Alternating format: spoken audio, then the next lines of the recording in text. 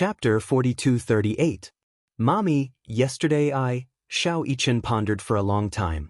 He did not know how to tell Yun Shishir what had happened in his dream. Firstly, he was afraid that she would be worried. Secondly, he was afraid that such an unrealistic dream would give her a psychological hint. He suspected that everything in the dream must have something to do with Gong Fan.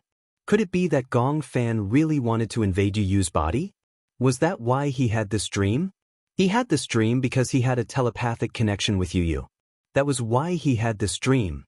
Xiao Yichen was very worried. But would Gong Fan really do that? In order to invade Yu Yu's body, he did not hesitate to hurt Yu Yu. Whether it was him or Yun Shishir, they all welcomed and accepted him. The family got along very well. Even Yu Yu was very tolerant of Gong Fan. How could he hurt Yu Yu? Xiao Yichen could not believe it. At the dining table, Yun Shishir served breakfast on the table.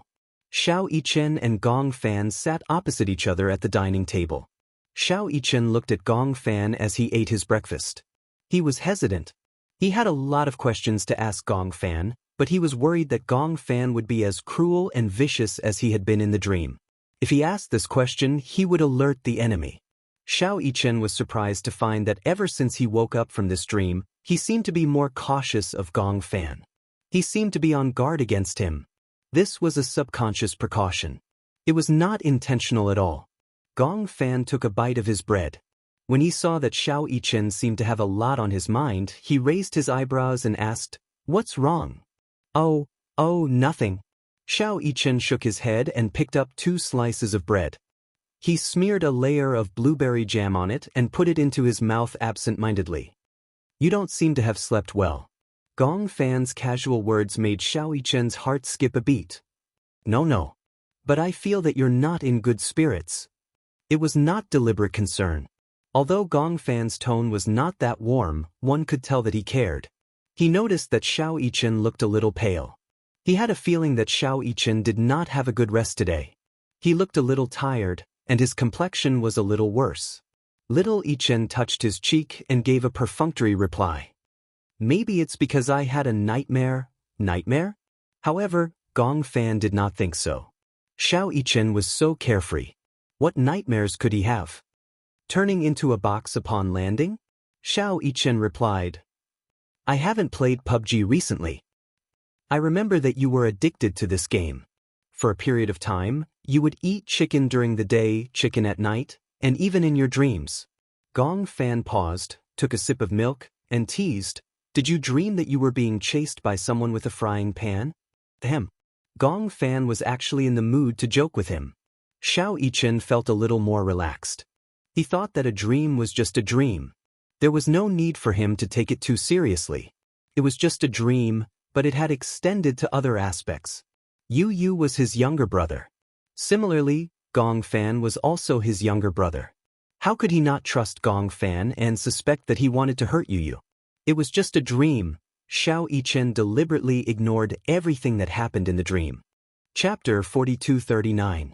Xiao Yichen was distracted, and Gong Fan was obviously in a daze as well.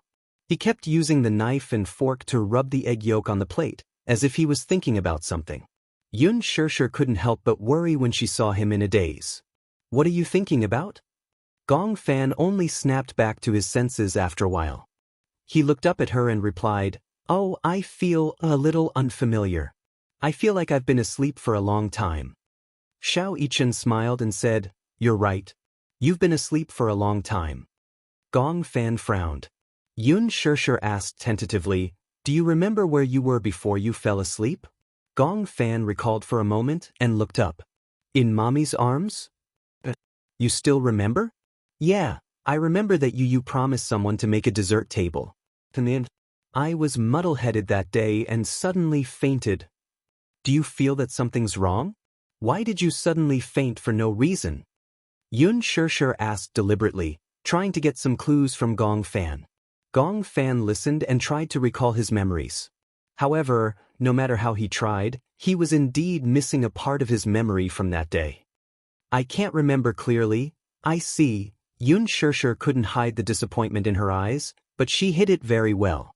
Gong Fan obviously noticed the disappointment in her eyes and asked worriedly, "What's wrong?"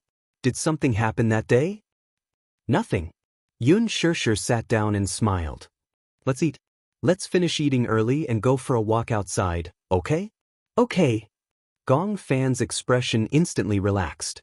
He enjoyed the time he spent with Yun Shirshir the most, and he felt that the whole world was peaceful and blissful. Xiao Yichen still looked troubled.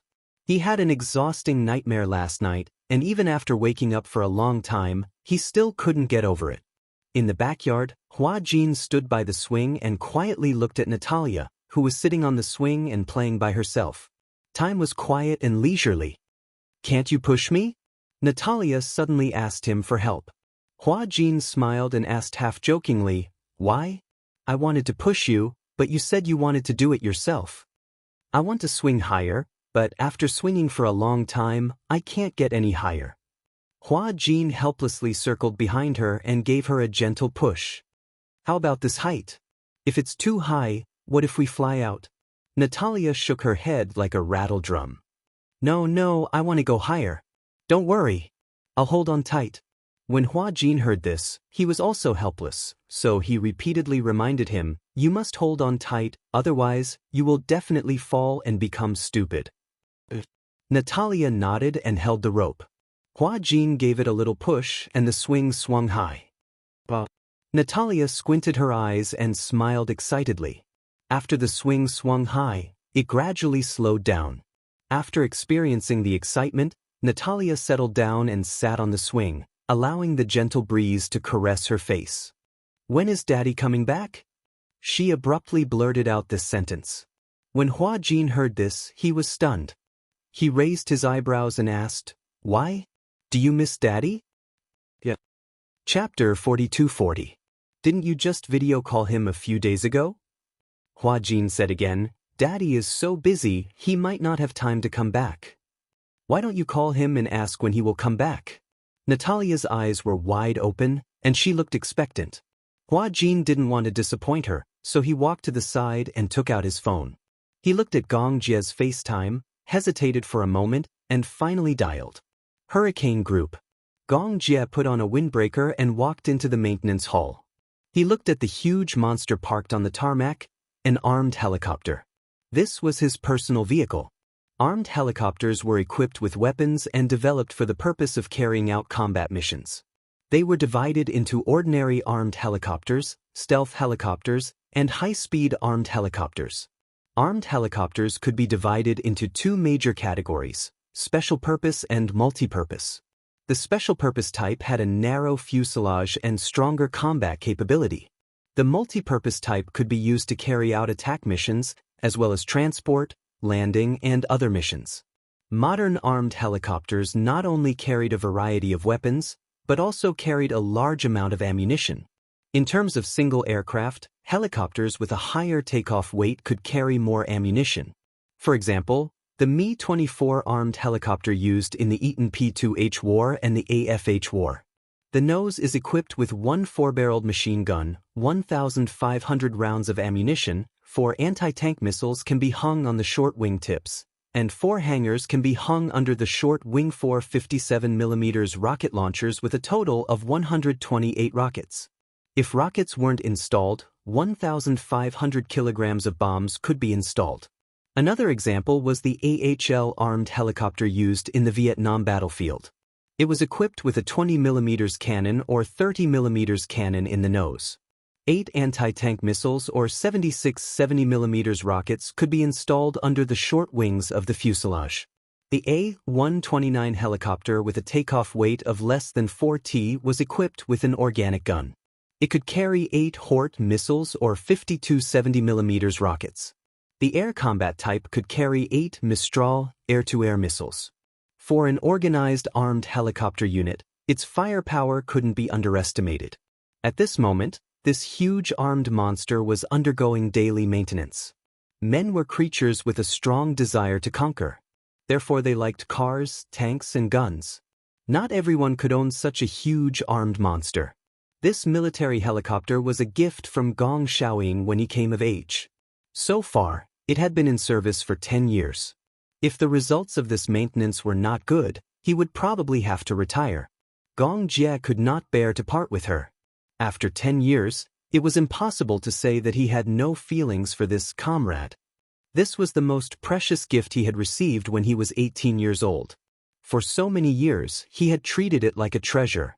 However, now that he was about to retire, he could only lament that time had passed too quickly. This big monster was the H-1 Cobra armed helicopter.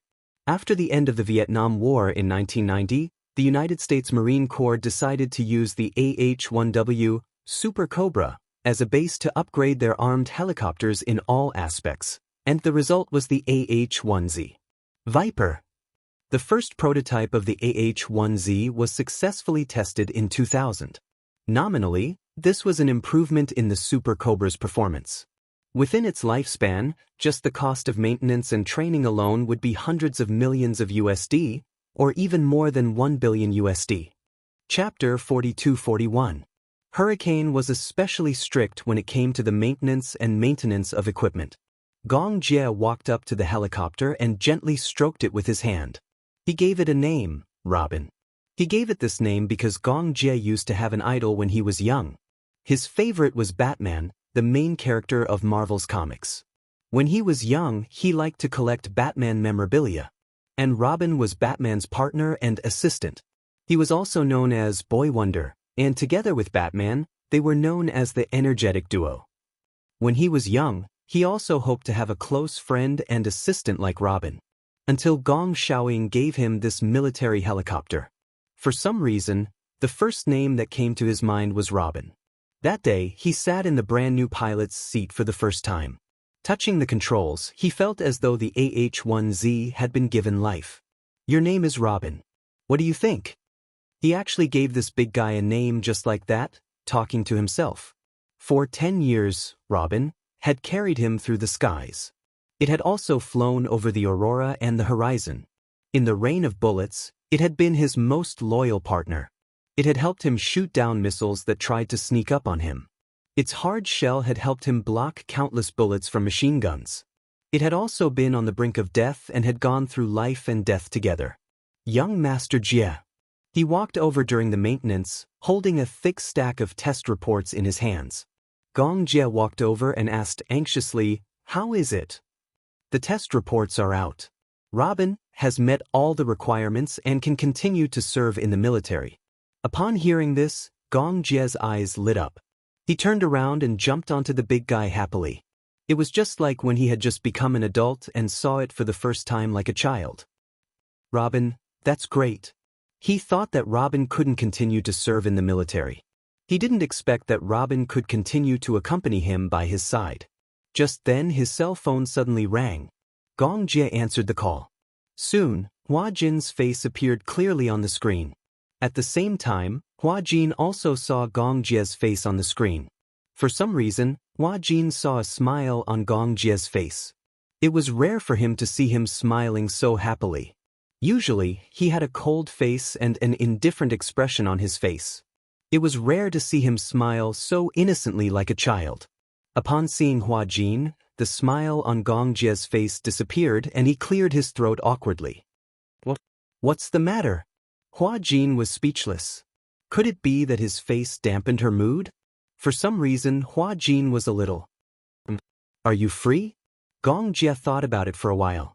He did not seem to have much free time recently. His schedule was packed. What's wrong? What's the matter? Natalia misses you.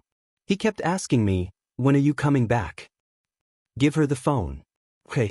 Hua Jin passed the cell phone to Natalia. Natalia held the cell phone and saw Gong Jie's face. She immediately smiled. Daddy, are you busy? She looked at him eagerly. Although she was smiling, the anticipation in her eyes made Gong Jie unable to say that he was busy. Daddy, do you miss me? Natalia asked again. Gong Jie raised his eyebrows and leaned closer to the screen. What do you think? Chapter 4242. How do you know that I don't miss you? If you miss me, you will definitely rush back to see me. Natalia pouted, looking aggrieved. When Gong Jie heard this, he couldn't bear to see her like this. He ran his fingers lightly across the screen as if he wanted to touch her face. Daddy will go back to spend some time with you, okay? Natalia was still not satisfied with this answer. She asked, "When will you be back?" "In a few days." "Then, in a few days?" Gong Jie frowned slightly. He didn't know what to do next, so he couldn't give her an answer immediately. However, if he gave her a half-hearted answer and didn't call her back after agreeing on a time, Natalia would be very disappointed in him and think that he didn't keep his word. Therefore, he had to be very careful when answering this question. Thus, Gong Jie replied, "Daddy will call you back tomorrow, okay? Daddy will arrange some work and go back to see you when I have time. If Daddy is really busy, you don't have to come back to see me." Natalia was a little embarrassed. She could tell that Gong Jie was really busy. Although she missed him, she couldn't force him. Natalia was very sensible, well-behaved, and considerate. She didn't like to force people. Seeing this, Gong Jie's heart softened even more. "Good girl. I promised to make time to go back to see you, so I will definitely do it. However, I don't know what to do next. Why don't you pass the phone to Uncle? I will tell him something." "Okay." Natalia reluctantly passed the phone to Hua Jin. Hua Jin took the phone and walked to the side. Before Gong Jie could speak, he lowered his voice and said to him, "Did Alice tell you?" "What did she say?" "It's about Natalia." "Natalia?" During this time, Alice hadn't contacted him. Who was Natalia? Noticing the confusion in his eyes, Hua Jin realized that Gong Jie probably didn't know about this. Alice suspects that Natalia's personality has already appeared. However, Alice said that Natalia's personality is very dangerous. She even knows how to hypnotize people. Therefore, Natalia is in danger. Danger? I might as well say that she is a dangerous person to us. She is like a ticking time bomb. We don't know when she will explode, but we don't know if she will explode. Gong Jie frowned and said immediately, "Alice didn't mention this to me. I think she is too suspicious." Hua Jin paused for a moment and said, "I've been under a lot of pressure recently. It's not that I'm scared, but I'm worried that I won't be able to take good care of Natalia.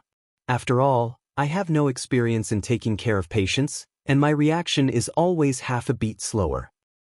Don't worry, there's no need to be so stressed. Just pay more attention to her condition. I believe that with Alice around, the situation won't get out of control. I will arrange my work as soon as possible and try to return to China as soon as possible."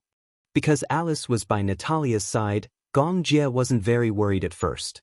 However, when he heard Hua Jin's words, he realized that things might not be so simple. Chapter 42-43. Hua Jin nodded. For some reason, when Gong Jie promised that he would arrange it as soon as possible and return to see Natalia, Hua Jin felt inexplicably relieved. The name Gong Jie seemed to signify an absolute sense of security and reliability. Hua Jin put away his phone and walked in front of Natalia. Under her expectant gaze, he smiled and said, "Daddy will arrange for work as soon as possible and return to accompany you. Are you happy?" Natalia was so happy that she stepped on the waves. "Uncle Hua Jin, I feel so lucky to have met Daddy and you." Natalia didn't know why, but she felt extremely emotional. She suddenly jumped off the swing, ran in front of him, and gave him a big hug. "I love you." Perhaps it was because she grew up in the West, but Natalia knew how to express love. Hua Jin was stunned. He didn't expect Natalia to give him such a warm hug. It seemed to be the first time she hugged him so actively. He was overjoyed. He also squatted down and hugged her tightly. "I love you too." "Yeah." Natalia blinked and suddenly thought of something. She lowered her voice and asked softly, "Then, if I make a mistake, will you and Daddy not want me anymore?" "How can that be?" Hua Jin didn't think much of it. Who doesn't make mistakes? No one is a saint and will never make mistakes. How can we abandon you just because you make a mistake? Natalia's eyes couldn't help but turn red when she heard that. Hua Jin suddenly realized why she asked that. She had lived in an environment with too many uncertain factors since she was young. It wasn't an exaggeration to say that she was homeless. Strictly speaking, Natalia didn't have any real family. At first, when Gong Jie said that he wanted to adopt her, she didn't think much of it. She had a feeling that this family wouldn't last for long. She didn't have much confidence in the concept of home and happiness. Therefore, she felt uneasy and cautious. She even deliberately distanced herself from him because she was afraid that once she put her feelings into it, she would be sad once they were separated. Then it's a promise. Natalia carefully extended her pinky. Her eyes sparkled as she moved closer to Hua Jin and pouted. Pinky promise. From now on, we're a family. No matter what, let's never be separated, okay? After spending so much time together, Natalia realized how warm it was to have a family, even though they had been living together peacefully. It was this long-lasting warmth that made Natalia even more dependent on Hua Jin. The more he felt warmth, the more he felt that this warmth was precious and the more he wanted to cherish it. Especially today, after the phone call with Gong Jie and learning of her needs, he immediately arranged for work and flew back to accompany her.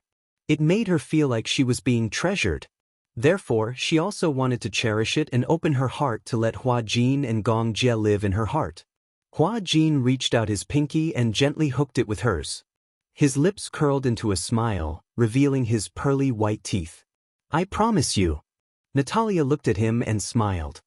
Chapter 42-44. She was grateful to Hua Jin and Gong Jie for giving her such a family, even though such a family seemed to be different from other children's families. Everyone else had a mother and a father. It was a pity that her family didn't seem to be such a combination. Natalia leaned into his embrace and suddenly asked curiously, if I call him Daddy, what should I call you? Uncle. Hua Jin raised his eyebrows. Isn't that what you've always called me? But I want a mommy too. As Natalia said that, she suddenly smiled mischievously. She sized up Hua Jin and said sweetly, how about I call you mommy? No. Hua Jin said awkwardly, I'm a man. How can I call a man mommy? That's how you address a woman. But, you're prettier than most women. Natalia blinked, but her expression was sincere. Hua Jin was speechless. That, he couldn't deny it. He was indeed prettier than most women. But that's not a reason for you to call me mommy. Natalia didn't care. She kept calling him mommy. Hua Jin corrected her, but it didn't work. Finally, under Natalia's coaxing and pestering, he nodded. You're not allowed to call me that outside. Then what should I call you? Hua Jin was also confused. That's right. Hua Jin suddenly said, how about you call me Daddy too? After a pause, he felt a little guilty. Are you willing to call me that? I'm willing. But what if you're both here? Natalia didn't say it clearly, but Hua Jin understood what she meant. She meant that if Hua Jin and Gong Jie were both present, wouldn't it be easy to confuse them if they both called him Daddy? How about this? Natalia said, I'll call Gong Jie Daddy Jie, and you Daddy Jin. Hua Jin suddenly laughed. It sounded as if he and Gong Jie were a couple. It felt weird. In foreign countries, many gays and lesbians formed marriage families, and their adopted children were called that. If outsiders heard it, they would misunderstand that he and Gong Jie were a couple. Daddy Jin, Daddy Jin. It sounds nice when you call me that. After spending so much time together, she was no longer as cold and distant as she was when they had first met. This question stumped Natalia. She mumbled, I like both of them. Hua Jin asked again, if he and I both fell into the sea, who would you save first? Natalia furrowed her brows. I don't know how to swim. If I save you, I'll die too. Haha. Hua Jin was amused by her serious answer. What I mean is, if you know how to swim, then I'll definitely save you first. Why? Because Daddy Jie knows how to swim. Natalia looked troubled. Chapter 42-45. I'll tell you a secret, okay? Natalia said seriously. What secret? Actually, I have an older sister. Natalia hesitated for a long time before deciding to tell him the secret. Hua Jin's expression changed instantly. Sure, this is a secret. Don't tell anyone else, or else my sister will be angry. What's your sister's name? Natalia said. Actually, it feels weird to say that she's my sister because other than me, no one else has seen her. I feel that she's more like another me. You can see her? Probably. Probably? Hua Jin was a little confused by her tone. Why did she sound so uncertain? So, can I see her or not? Does it count if I see her in my dreams? In your dreams? I feel that she can control my body. Do you know about the crystal ball? Hua Jin vaguely sensed that he might be able to find some clues about Natalia from Natalia's mouth. Hence, he listened to her attentively. That crystal ball was a gift from my sister, Natalia. Gift? Natalia nestled in his arms and recalled. Actually, the first time I saw her was a long time ago. At that time, I couldn't sleep well. I would have many dreams, very strange dreams. Many times, I couldn't even tell which was reality and which was a dream. So, she gave me that crystal ball and said that as long as I hugged it to sleep at night, I would be able to sleep well. At least, I wouldn't have those strange dreams anymore. Crystal ball? Could it be Natalia had hinted to Natalia that hugging the crystal ball would allow her to sleep well? Was she actually using the crystal ball to control Natalia? Natalia might have been controlled by Natalia because of the crystal ball? This seemed to be a very important clue. I see, Hua Jin probed. Do you have to hug the crystal ball to sleep every night? Yes, sometimes I forget, but if I do, I'll have a lot of strange dreams at night. However, if I hold the crystal ball, sometimes I feel like I have slept for several days, and I feel very tired when I wake up. I see. Actually, I'm very curious. Natalia frowned and turned to look at Hua Jin. Pursing her lips, she hesitated for a long time before finally asking the question that had been bothering her for a long time. None of you can see Natalia, can you? Hua Jin didn't say anything. He just shook his head subconsciously. I feel that Natalia is very bad. Very bad. Yes, she told me not to trust anyone, including you and Daddy. So, in the beginning I was always wary of you, but slowly, I found that you were very good to me, very gentle, just like family. I wanted to get close to you, but every time I wanted to get close to you, she would stop me. How strange, she always seems to be able to see through my heart. Then why do you think she's bad? Because. Chapter 42-46. Natalia is like a demon living in my heart. For some reason, this sentence sent a chill down Hua Jin's spine. Did she really say that? In the study, Alice was playing with a fountain pen. Hua Jin sat across from her, deep in thought. Outside the window, it was already late at night. Natalia had already fallen asleep. When Alice returned home, Hua Jin told her everything, no matter how big or small, about what had happened. Alice was surprised to hear it. Wait a minute. My mind is a bit messed up. Alice frowned.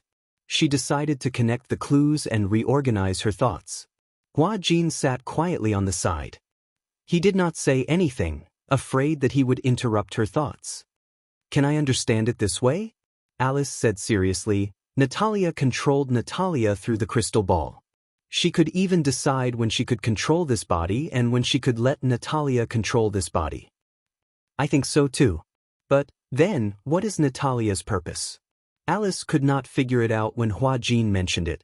She had been thinking about Natalia's purpose and motive, but she could not figure it out. Hua Jin opened his mouth, wanting to say something, but he did not dare to do so. Alice obviously sensed that he had something to say, so she encouraged him. What do you think? I think my idea might be a bit ridiculous. I'm afraid that you will laugh at me if I say it out loud. Even if it's authoritative science, there are many ridiculous possibilities. In real life, there are too many ridiculous things. Why don't you tell me about it? Maybe it's an important idea. Don't you think that it's suspicious that Professor Romanka allowed us to adopt Natalia so easily? Alice was suddenly stunned when she heard that. A white light flashed across her mind. What do you mean? Since Professor Romanka created Natalia, does he have the ability to control this personality? Perhaps, in terms of relationship, Natalia regards him as her father, or perhaps, as her master? Alice frowned and her eyes suddenly flashed with a sharp light. That's the main point. Then, since there is such a possibility, can Natalia's motive be considered as Romanka's, that he was the one who ordered Natalia to do all this? It's not impossible. Alice rubbed her temples. Hua Jin's words had undoubtedly opened up her mind. Then, encouraged, Hua-Jin finally voiced his doubts bravely. What's Professor Romanka's motive for creating Natarisa? You should know better than I do. Before this, I've looked into his academic research and spent some effort, but I also learned that Professor Romanka has always wanted to create a personality society to achieve the goal of controlling people with multiple personalities. Alice pondered for a moment and suddenly said, Professor Romanka's so-called personality society is to create a personality to take on the role of the Reaper. Reaper? Alice said in a low voice. This Reaper has the status of a leader recognized by all the personalities, and has enough authority to control the life and death of all the personalities. Chapter 42-47. How is that possible? Hua-Jin, on the other hand, was in disbelief. Don't tell me that even the main personality of a Reaper can be completely controlled? It's not to the extent of being controlled. However, it's hard to completely rule out this possibility. That's equivalent to not saying anything. Hua-Jin said again, it's like a doctor telling a cancer patient, there's a chance of curing the disease, but it doesn't rule out the possibility of not being able to survive. I've already said that even the most authoritative science doesn't have absolute conclusions. In fact, there are still many things in this world that humans haven't explored and understood. The so-called science itself is a known and verified answer. Alice emphasized and said, however, what we've learned from Professor Romanka's conclusion is that the Reaper's ruling power is very terrifying. Hua-Jin suddenly became a little worried. It can't be that the main personality can be killed, right? After a pause, Hua-Jin said again, I remember someone said before that the position of the main personality is absolutely not allowed to be challenged. The main personality won't be controlled, let alone killed. Yes, that's it. Alice frowned and suddenly said, but that's only in theory. For example, after many experiments, through electric shocks, and even through many similar experiments, there's a possibility that the other personalities will disappear. There's a more mysterious saying that these personalities are all driven to the land of exile.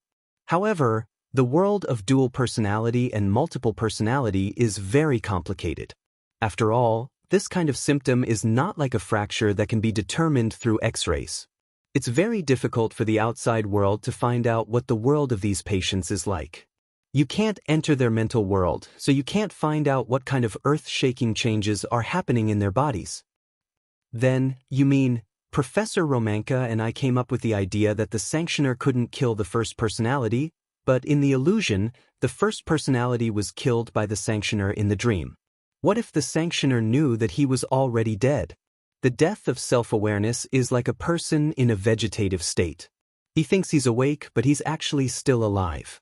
He's just in a deep sleep, but he doesn't have the consciousness to wake up. Perhaps such a deep sleep is not far from death. Hua-Jin was confused, but he finally understood what she meant. It was nothing more than, for example, if the Reaper split from Natalia's body, then in the dream or in the illusion, the Reaper killed the first personality. Then, if the first personality thinks that he's dead and doesn't realize that he's only dead in the dream, then an endless deep sleep is no different from death. Do you know? Alice said seriously, if Gong Fan doesn't take the initiative to release Yu Yu in his consciousness, perhaps Yu Yu would still be trapped in the endless seal. Hua-Jin could not help sucking in a breath of cold air. Chapter 42-48. Then, let me ask you a question. Hua-Jin asked seriously, can both Yu Yu and Gong Fan's personalities be preserved at the same time? Alice was stunned when she heard this. Why do you ask? You said that with Yu Yu's current body, bearing two personalities is a huge burden. His mental strength can't support it at all. However, whether it's Shirshir, Xiao Yichen, or even Yueyao, they all have feelings for Gong Fan. Under such circumstances, if Gong Fan's personality is erased, it won't be a good ending for anyone. Alice frowned helplessly. This is indeed a tricky matter. However, I've already contacted other experts in this field some time ago. When the time comes, we'll discuss it together. After all, I'm alone. With my ability, there might be many limitations. However, if everyone thinks of a way together, we won't be completely helpless. Okay. Hua-Jin stood up and said to Alice, I'll go check on Natalia and see if she's asleep. Hua Jin went to Natalia's room. At that moment, the wall lamp in the room was still switched off. Natalia was very afraid of the dark. Sometimes, when she couldn't fall asleep, she would sleep with the lights on. Usually, Hua Jin would come to her room to check on her before going to bed. If the lights were still on, he would turn them off. Gradually, Hua Jin realized that she didn't like to turn off the lights. Every day before going to bed, he would come to check on her. This had also become his habit. As he walked into the room, he was surrounded by warmth. Hua Jin walked to the bed and sat by it for a while. He didn't know why, but when he looked down at Natalia's sleeping face, he unconsciously fell into a trance. Natalia slept very quietly. Her eyes were closed, and her eyelashes were long, thick, and slightly curled. Her fair skin was crystal clear, as if it could be broken by the slightest breeze. Before this, he didn't even think that he would like children so much. He couldn't even imagine what it would be like to get married and have a family. Before this, he didn't even like children very much. He always felt that children were noisy. If he didn't teach them well and raised a naughty child, it would be even more of a headache. Nowadays, there were too many naughty children. Some of them were brought up because their parents didn't discipline them well, while others were brought up because their parents didn't have the time. Hua Jin had been having a headache. This was because he had never had a good family since he was a child. He had been through a lot of hardships growing up, and it was not easy for him to become sensible. He was really worried that he would not be able to give his future children a happy family. This was because he did not have a happy family since he was young. Thus, he did not know what a healthy family was like.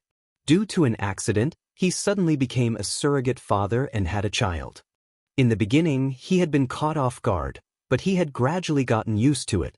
After that, he had completely treated Natalia as his own child, as if she was his own. It was also for this reason that he gradually understood Yun Shirshir's feelings. Perhaps, when they grew up and became parents, they would understand their parents' good intentions. Because of this, he hated his father and mother even more. However, that was the grudges of the previous generation. He didn't want to understand, nor did he want to participate. He only wanted to give Natalia a warm family as much as possible. That was all. Chapter 42-49. He only hoped that Natalia could grow up peacefully like other children and have a normal family. Hua Jin gently reached out and carefully touched her skin. When his fingertips touched her face, he accidentally brushed past her eyelashes. Even though she was asleep, the itchy mark made Natalia shiver. He quickly retracted his hand, afraid that he would wake her up. After making sure that she was fast asleep again, he smiled, lowered his head, and gently pecked her on the forehead. Then he got up, turned off the lights, and quietly walked out. On the bed, Natalia felt as if she was dreaming and felt the warm goodnight kiss. She couldn't help but curl her lips into a half-smile. At night, Gong Fan lay in bed and couldn't fall asleep for a long time. He didn't know why, but he was a little anxious. He looked at the time and saw that it was already very late. He was also very tired, but he didn't dare to sleep. He was afraid that if he fell asleep, he wouldn't be able to wake up again. His anxiety made him even less sleepy. Thus, after a few rounds of tossing and turning, he felt much more refreshed. He sat up a little and leaned against the bed. He turned to look at Xiao Yichen and saw that he was already breathing evenly. It was obvious that he was dreaming. Gong Fan let out a soft sigh and got out of bed. He shuffled his slippers and put on a jacket. When he passed by the study table, he saw Xiao Yichen's earphones and iPod on the table and picked them up. He put on the earphones, walked to the balcony, and turned on the music. The music was paused halfway, so when he pressed the play button, the music started to play. Looking back, you haven't gone far, his gaze will never change. Gong Fan was stunned. He didn't expect Xiao Yichen to listen to such sad music. The music was all right, but the singing was sad and the lyrics were sad. It couldn't help but stir up one's emotions. Gong Fan walked to the swing and sat up gently. He casually kicked it, and the swing started to sway slowly. The night breeze was gentle, and it was a little cold. He straightened his clothes and looked up at the moon in the sky. Indistinctly, he heard a suppressed, sobbing sound. Gong Fan was shocked and shouted. He followed the sobbing sound and groped his way over. His footsteps were very light, So even when he walked to the other balcony, the sobbing did not stop because he was discovered. What should I do? Am I being too selfish? When Gong Fan heard Yun Shirshir's choked voice, his heart skipped a beat. He stood rooted to the ground, not daring to move. The balcony of the master bedroom was separated by a wall. On the balcony, Yun Shirshir leaned against the railing. She lowered her head and held her forehead in frustration. Mu Yaja comforted her tenderly. Don't think too much. If Yu sees you like this, she will feel even worse. What should I do? Yun Shirshir sobbed and said sadly, I can't bear to part with Gong Fan. My heart aches for this child. He has been carrying so much on his shoulders since he was young. You must have noticed my reluctance and heartache for Gong Fan, so he shouldered everything by himself. And I can't do anything to help. Because of my selfishness, even though he is in so much pain, he can't bear to make a choice. He is worried that if he loses Gong Fan, I will be sad. Chapter 4250. She knew that she was the one who couldn't bear to part with Gong Fan. Yu could tell that she couldn't bear to part with him. That was why she had held on for so long. But now, she could tell that Yu's mental state was getting worse. Nightmares were endless. Nightmares destroyed one's willpower. Yu insisted that he was fine. She didn't even say a word of comfort. This wasn't something she wanted to see. She had imagined such a situation countless times. Yu and Gong Fan. She had to choose between them. But every time she thought of making a choice, she didn't dare to think about it anymore. It was this hesitation and indecisiveness that made Yu bear so much silently. There's no point in thinking so much now. I'm just thinking that whether it's Gong Fan or Yu, they are both our sons and we can't do without either of them. Maybe we don't have this condition now, but maybe in the future, in the near future, we will have this condition and you won't be in such a difficult position. When Yun Shirshir heard this, she couldn't bear it anymore. Even if the body can bear it, the mind will never be able to bear it, right? If it were you, would you be willing to share a body with the other personality? Mu Yaja didn't say anything. Of course, he wasn't willing. It wasn't because he was selfish. It was because both personalities would suffer because of this. No one wanted to fall asleep tonight, only to wake up half a month later. Even if it was the same person, two personalities would never be able to fit together 100%. No matter how advanced the medical technology is, there's no way to save Yu and Gong Fan, unless Gong Fan exists in another body. After a pause, Yun Shirshir calmed down a little. She gripped the railing tightly and said sadly, I don't want Yu to interfere with his decision because of me. You mean? Yun Shirshir was silent for a long time. With tears in her eyes, she looked up at the hazy moon in the sky, but when she thought of the decision she had to make next, she closed her eyes sadly and cried. Yu is an independent person. He should have his own thoughts and shouldn't be unable to make a decision because of my concerns. So, she choked on her sobs for a long time. The broken words in her mouth could not be strung together into a coherent sentence. It was obvious how much pain she was in. Her back was stiff like a rock. If I really have to make a decision, Yun Shirshir took a deep breath and said with difficulty, for Yu, I also want to give up Gong Fan. Even though the words were suppressed, they still reached Gong Fan's ears very clearly. He leaned against the wall and opened his eyes weakly. After a long while, he finally came to his senses and his eyes turned red. For Yu, I have to give up on Gong Fan? It was just a few words, but they were sharper than the tip of a knife. They pierced his heart mercilessly. Gong Fan pursed his lips tightly and didn't say a word. He stood silently in the shadows and hid himself. It was only when Mu Yaja comforted Yun Shirshir and helped her back to the room that he finally found his breath. He finally took a step forward, but he almost stumbled and fell to the ground. Chapter 4251. He sat on the bed in a daze. At that moment, Xiao Yichen was still sleeping soundly on the bed. He looked at Xiao Yichen with sincere envy. He envied Xiao Yichen for having a peaceful world. He didn't have to worry about not being able to appear again. He also didn't have to feel guilty, sad, or disappointed about being abandoned. Yun Shirshir's words were obvious enough. For Yu, she was willing to give him up. In other words, if there was a medical method that could save Yu, she was willing to give him up. Between Yu and his Libra, she chose Yu. But what was wrong with that? After all, her feelings for Yu were not something he could compare to. But it was unfair. It was unfair. In fact, he had appeared a long time ago in this body. It was just that Gong Fan felt indignant, but helpless. Even so, even if he knew it was unfair, what could he fight for? He couldn't win. Gong Fan suddenly felt very sad. The thing that he had been afraid of had finally happened. He had always felt uneasy and insecure. Even if Yun Shirshir tried her best to give him a sense of security, he still didn't feel safe. Now that he heard Yun Shirshir's decision with his own ears, Gong Fan's entire world collapsed. He lay down on the bed and looked at the ceiling in a daze. His tears gradually stopped, but that kind of sadness was not something that tears could express. His heart was full of tears, but they couldn't flow anymore. The next day, Xiao Yichen realized that Gong Fan was depressed. He sat alone in a corner and ignored everyone who called him. It was just like when Gong Fan returned to the Mu family. He was cold and distant. No matter how patiently Yun Shirshir talked to him, he either turned around and walked away or pretended not to hear her. Yun Shirshir didn't know what had happened to make Gong Fan treat her so coldly.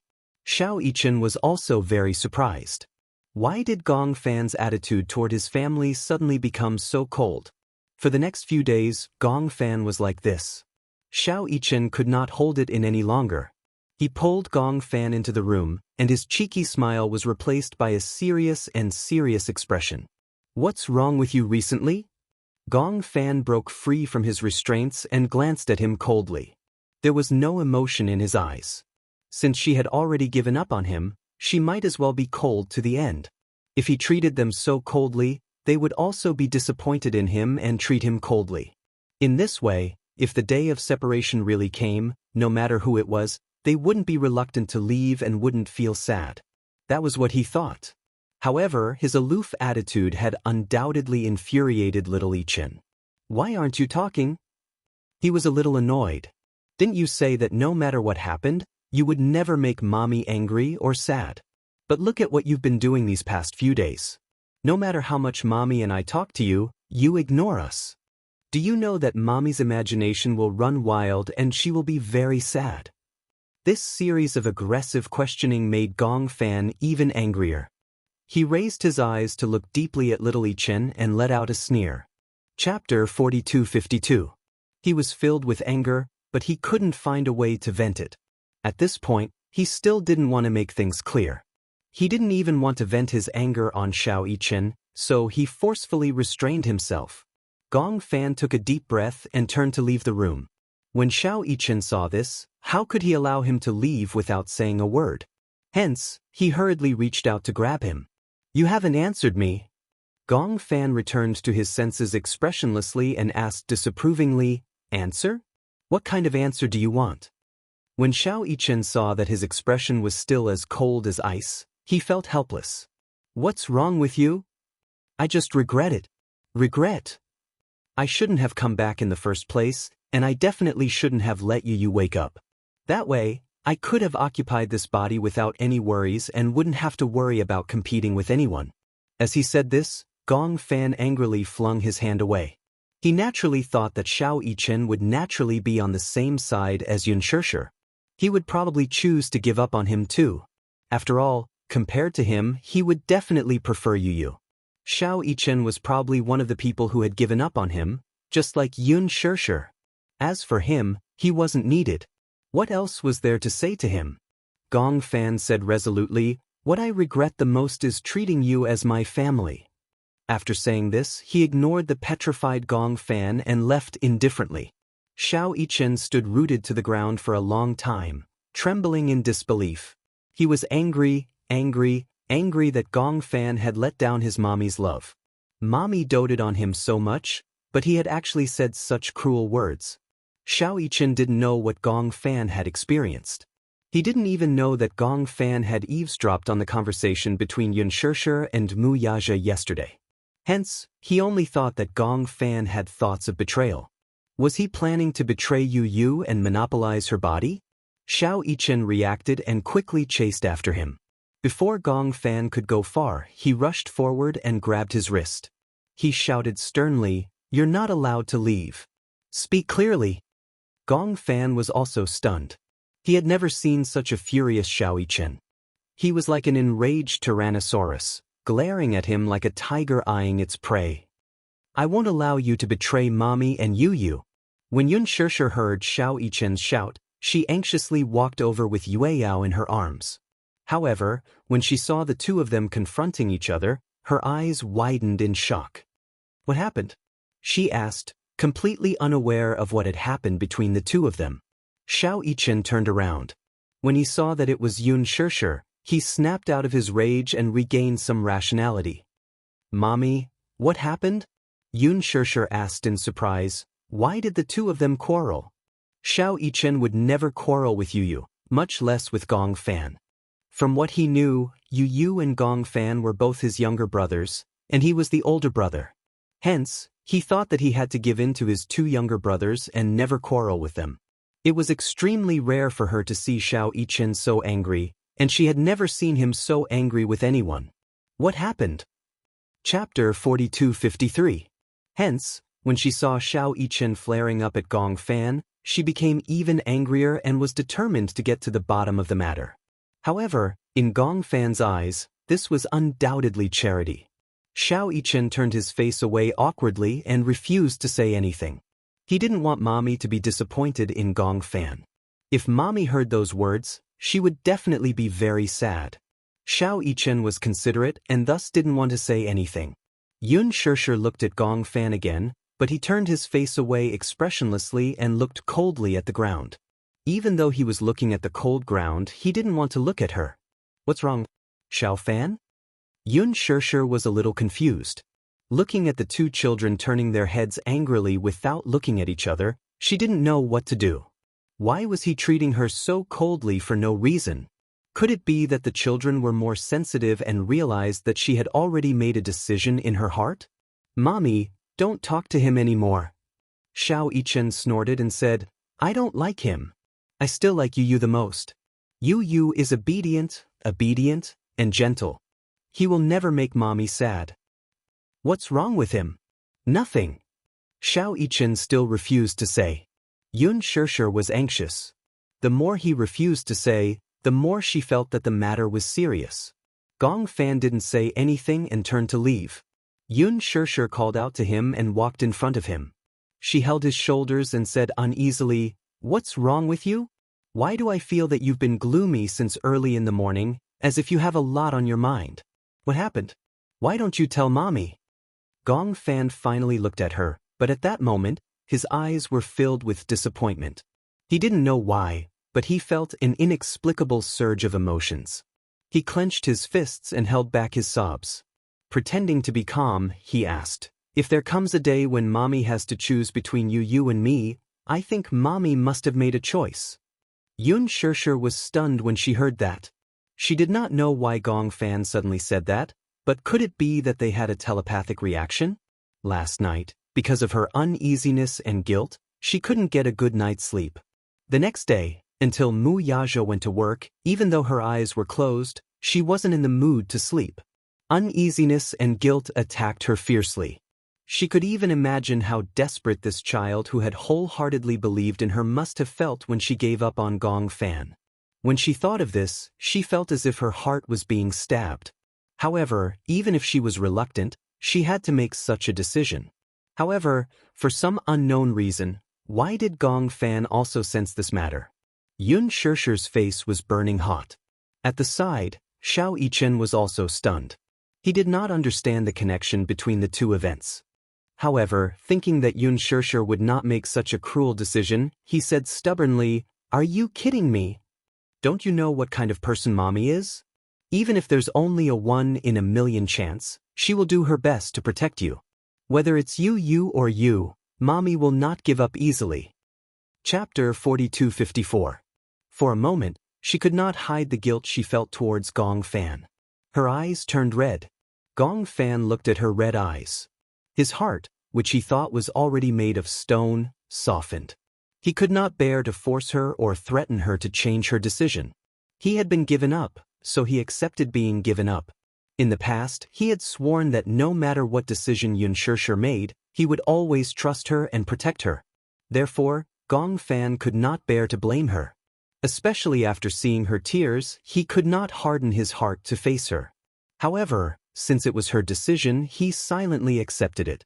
Gong Fan knew and could tell that Yun Shirshir must have been in a lot of pain when she made this decision. She was hesitating, and even now, she was still hesitating.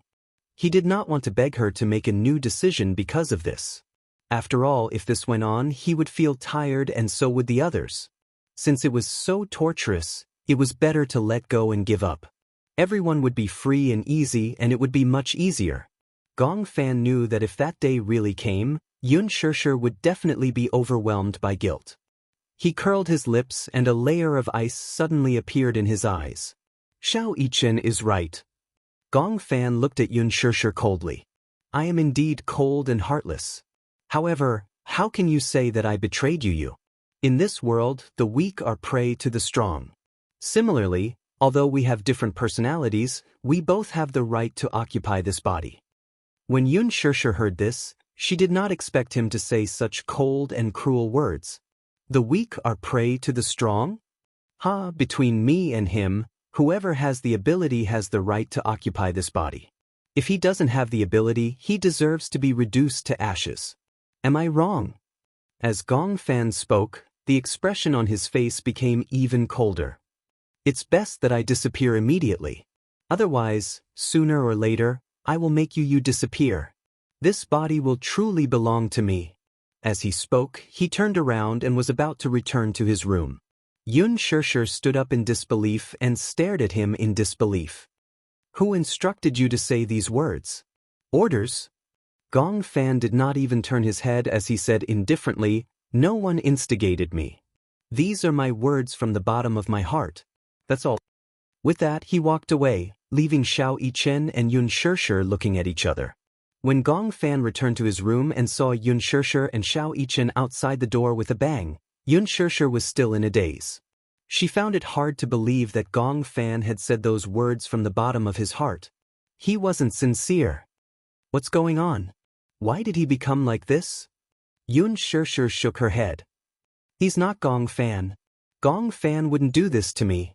Mommy, calm down. Xiao Yichen also felt that there was something suspicious about this. Why did Gong Fan suddenly become so cold and indifferent in just one night? He even said such overboard words? What happened? Yun Shirshir couldn't help but feel suspicious. Could it be that this is another personality that he has?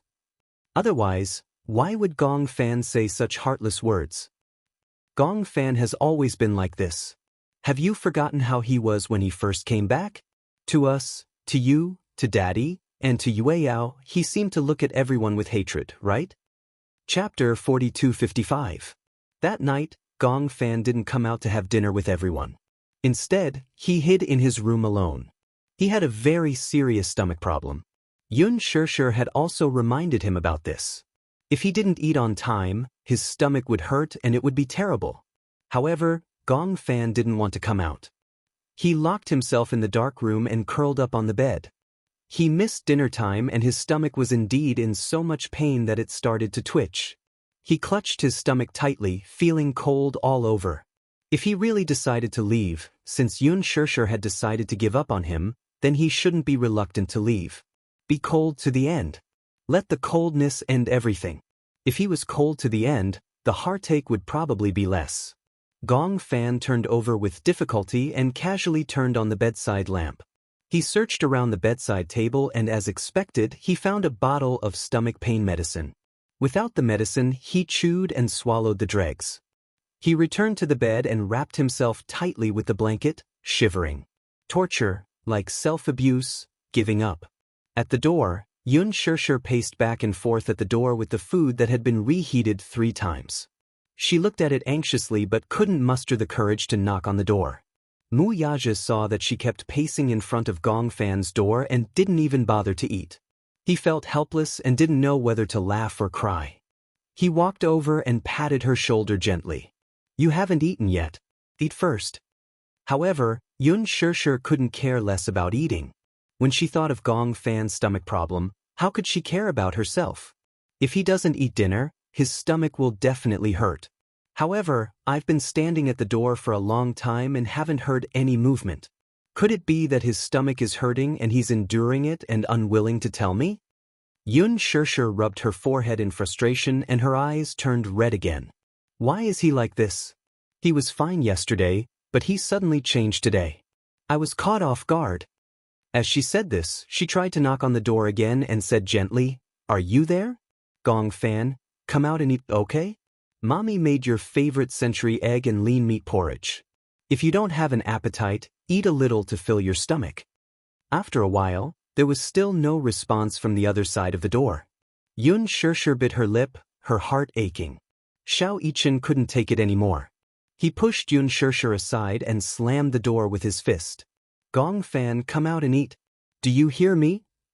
He couldn't bear to see Yun Shirshir being wronged like this, especially when she had brought out her sincerity, yet he had abandoned her.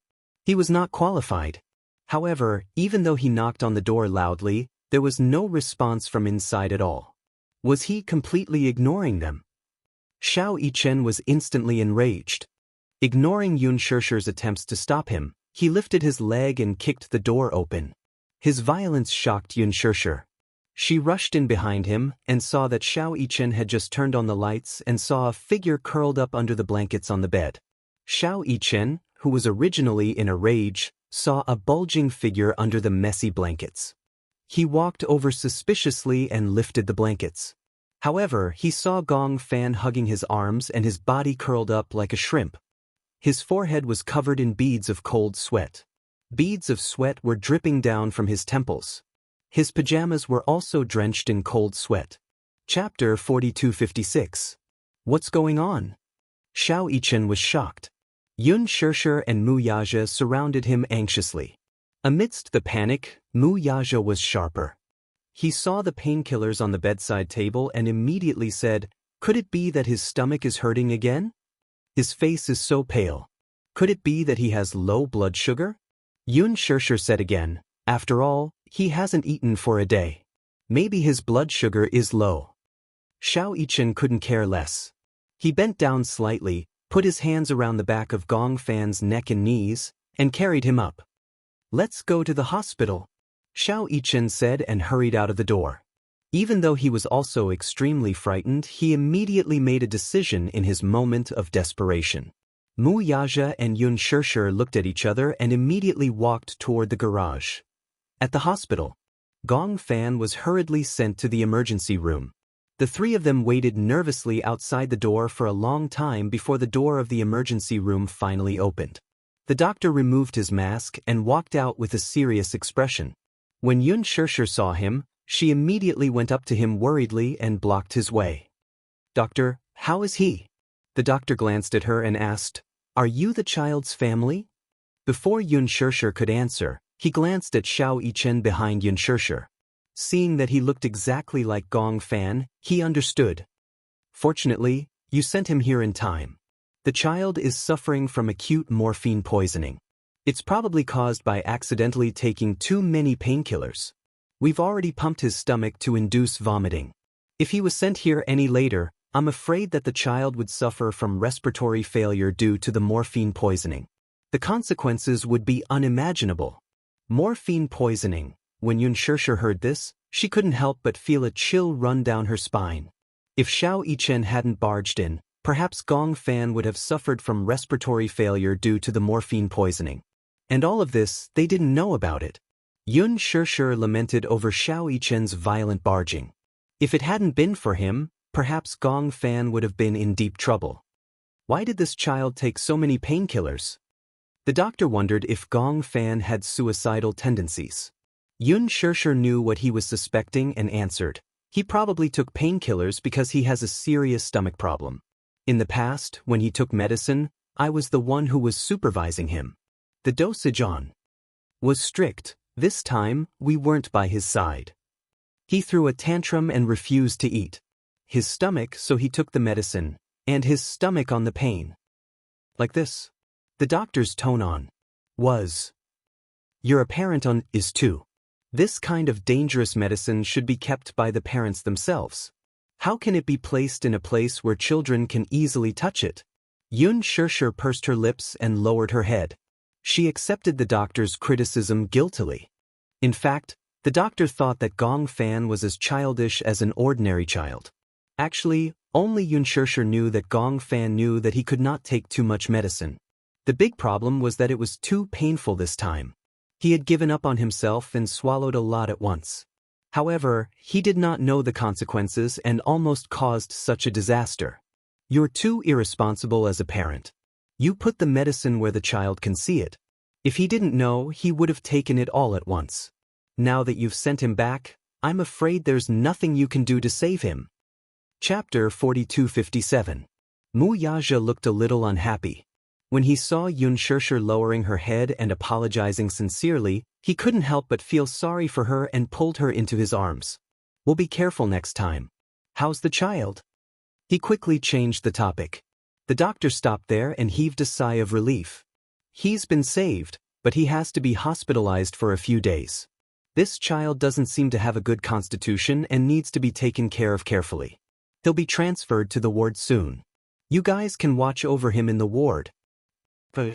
Soon, Gong Fan was pushed out of the emergency room and transferred to the intensive care unit. Yun Shirshir came to the ward and saw Gong Fan lying on the bed with a pale face. There was no trace of blood on his face. His eyes were tightly shut and his hands were slightly curled. He was motionless and lifeless. Just by looking at it, she felt as if a knife was being twisted in her heart. How did he become like this? Yun Shirshir casually pulled a stool by the bed and sat down. Her heart ached as she held Gong Fan's cold hand. In his coma, Gong Fan seemed to realize this warm touch and couldn't help but hold her hand, unwilling to let go of this warmth. Yun Shirshir's heart ached even more. How did he become like this? What exactly happened to Gong Fan's body? Mu Yaja and Xiao Yichen stood at the door, not daring to disturb her. Now, Gong Fan was on an 4-drip and Yun Shirshir was guarding him without moving. When Xiao Yichen saw this, he said to Mu Yaja, "Tonight, I'll stay here and watch over brother. Daddy, do you want to go home first? You have to wake up early tomorrow morning." How can I go to work in peace in this situation? Mu Yaja laughed helplessly. Even though he usually looked deep and didn't seem to care much about Gong Fan, he was still his son after all. It was just that compared to a mother's love, a father's love had always been as deep as a mountain. He said, "I've applied for leave tomorrow. Today, I'll stay in the ward to accompany you. Why don't I send you back and rest early?" Xiao Yichen frowned and said honestly, "I can't sleep peacefully with little brother like this." "Then stay here and accompany them." Mu Yaja patted his head. "Go and get some hot water." "Oh, got it." Xiao Yichen briskly picked up 2 bottles of hot water and walked to the boiling room. Mu Yaja walked over to Yun Shirshir's side, gently held her shoulders, and squeezed them. Yun Shirshir looked up at him. "Don't worry. Since the doctor said that he'll be fine, there's nothing to worry about. I keep having the feeling that he has something on his mind, but he doesn't tell me." After Mu Yaja heard this, he suddenly lowered his voice and asked, "Could it be that he accidentally heard the conversation outside yesterday?" Yun Shirshir turned pale with fright. "How is that possible? Other than that, I can't think of any other possibilities. Perhaps he couldn't sleep in the middle of the night and accidentally overheard our conversation in the back garden. Who knows? Could it be?" Yun Shirshir couldn't help but shudder at the thought of it. If Gong Fan heard this, then he would definitely be bitterly disappointed. If he were in Gong Fan's shoes and heard that he had been abandoned, he would feel especially upset. If that was really the case, she wouldn't be surprised by Gong Fan's abnormal behavior today. Chapter 4258. When Gong Jie returned to China, it was already 1 o'clock in the morning. It was a full 10 hours of time difference, but he had already gotten used to it. The villa had a large private helipad specially reserved for helicopters. However, this helipad was very close to the villa. Gong Jie thought that if the helicopter landed directly on this helipad, the loud noise would definitely wake Natalia up. At this time, she might have already fallen asleep. Hence, he parked the helicopter at the helipad of another hotel and drove to the villa. Hua Jin was already asleep. In the middle of the night, his phone suddenly rang. He sat up in bed and picked up the phone beside his pillow. Only then did he realize that it was Gong Jie's number. He picked up the phone. Gong Jie's voice came from the other end. "You're asleep? If not, oh please. What time was it now?" It was already 1 o'clock in the morning. Why wouldn't he be asleep? "It's so late. What's the matter?" Gong Jie said, "I'm here." "Where are you?" "I'm home." "Then why don't you just come up?" Hua Jin silently rolled his eyes. However, Gong Jie said awkwardly, "I'm lost." Hua Jin's eyes widened as if he had heard a fairy tale. "Lost?" "Yes, I came in from the back garden, but I got lost in the garden." When Hua Jin heard this, he couldn't help but feel cold. Indeed, the interior area of this villa was already astonishingly large. The complimentary garden area alone covered an area of more than 20 acres. In addition to the intricate garden structure and the lush shadows of the trees, Hua Jin had once lost his way in the garden. "How did you come in from the back garden?" "The garage is in the back garden." Gong Jie gradually lost his patience and his voice became deeper. "Come and pick me up." After that, he hung up the phone.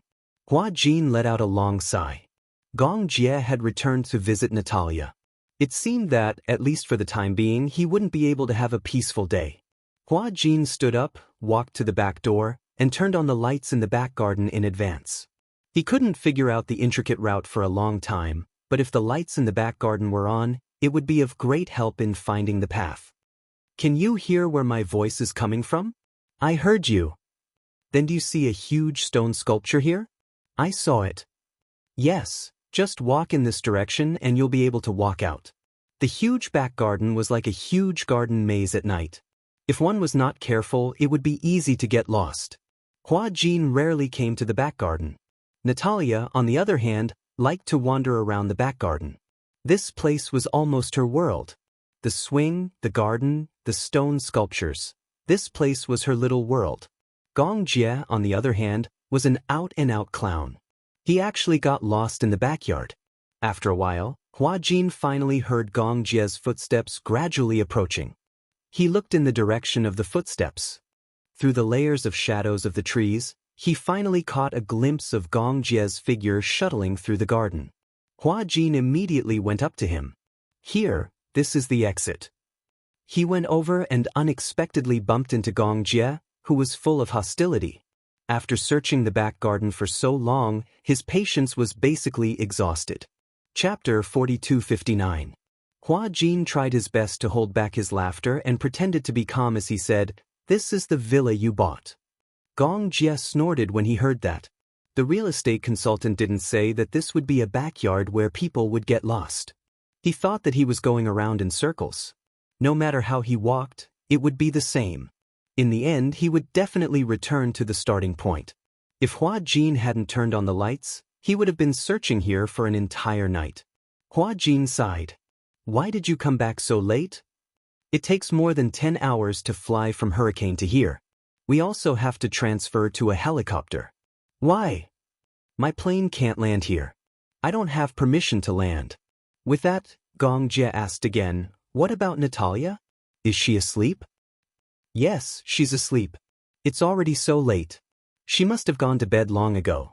"Oh," Gong Jie said, "then I'll go up and take a look." "Do you still remember which row and which room her room is in?" Gong Jie was stumped by the question. In that case, it seemed that he really didn't remember. He had bought this villa for Hua Jin and Natalia. It had to be said that it was really big. Not only did it occupy a lot of space and a backyard, but the entire villa was also very big. It was like a century-old manor. It was said that this villa was the king of villas in this area. It was even more impressive than Yun Shanshi, which was under Mu Yaja's name. When Yun Shanshi came to visit for the first time, she was very envious. She had never seen such a big villa before. Only someone as rich as Gong Jie could buy it with his eyes closed. He didn't feel anything at all. Gong Jie was used to living in big places. The land that the Gong family occupied could no longer be measured by square meters. It was a magnificent castle, and it was also a supermansion that was one of a kind in the world. Gong Jie and Hua Jin walked up the stairs one after another. Hua Jin led him to Natalia's room. After entering the room, he turned on the wall lamp. Gong Jie had just walked in when he smelled a fragrance. It was Natalia's natural fragrance. There was a faint fragrance on her body. It was hard to tell what it was, but it was especially refreshing. Gong Jie slowly walked into the room. His footsteps were very light as he was afraid of waking her up. When he walked to the bedside and saw the person sleeping soundly on the bed, his originally sharp eyebrows slightly relaxed. He gently sat down on the side of the bed. However, the moment he sat down, Natalia's eyelids suddenly fluttered, and she slowly woke up. She opened her eyes and focused her gaze on the man sitting on the side of the bed. When she recognized him, she was overjoyed all of a sudden. "Daddy!" Gong Jie was a little absent-minded when he saw that she was awake. "Did I wake you up?" "No." Natalia pursed her lips and sat up on the bed.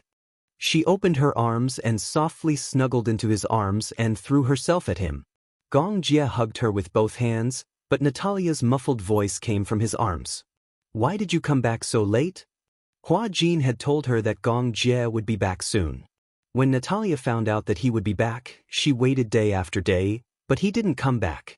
She couldn't help but feel a little disheartened. That night, she slept absent-mindedly.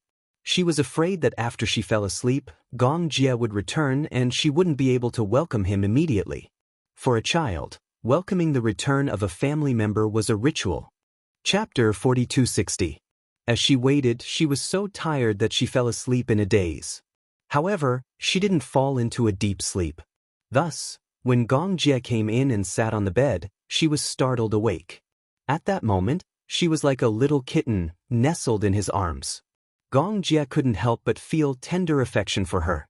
The tedious matters of the past few days were instantly swept away and replaced by happiness. He hugged her and said gently, "Good girl, sleep early. It's already so late." "No. I want to hug you for a while longer." It felt like a century since she last saw him. Natalia was very introverted and rarely mentioned to Hua Jin that she missed Gong Jie.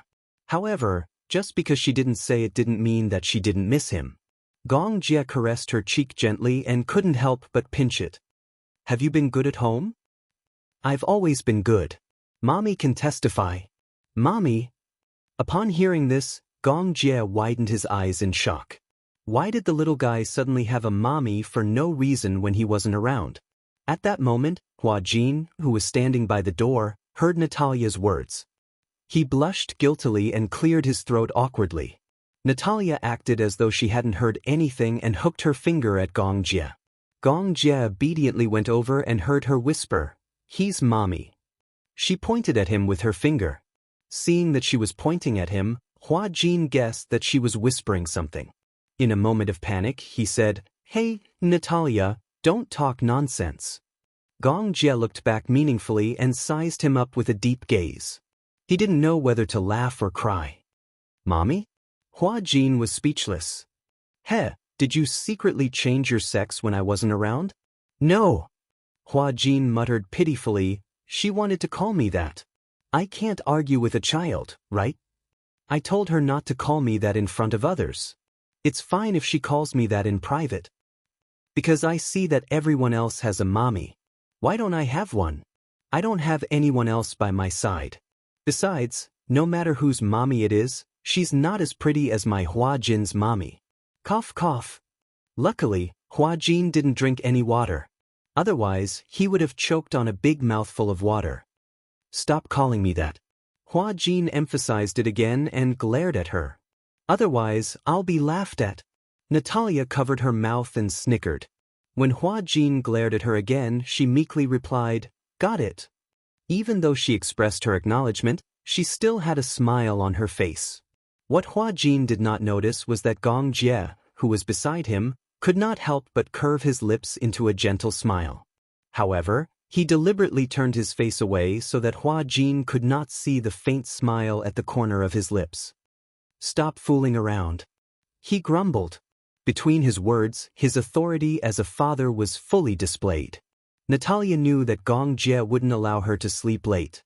She replied with a disappointed, "Oh," and went back to bed obediently. Gong Jie covered her with the blanket.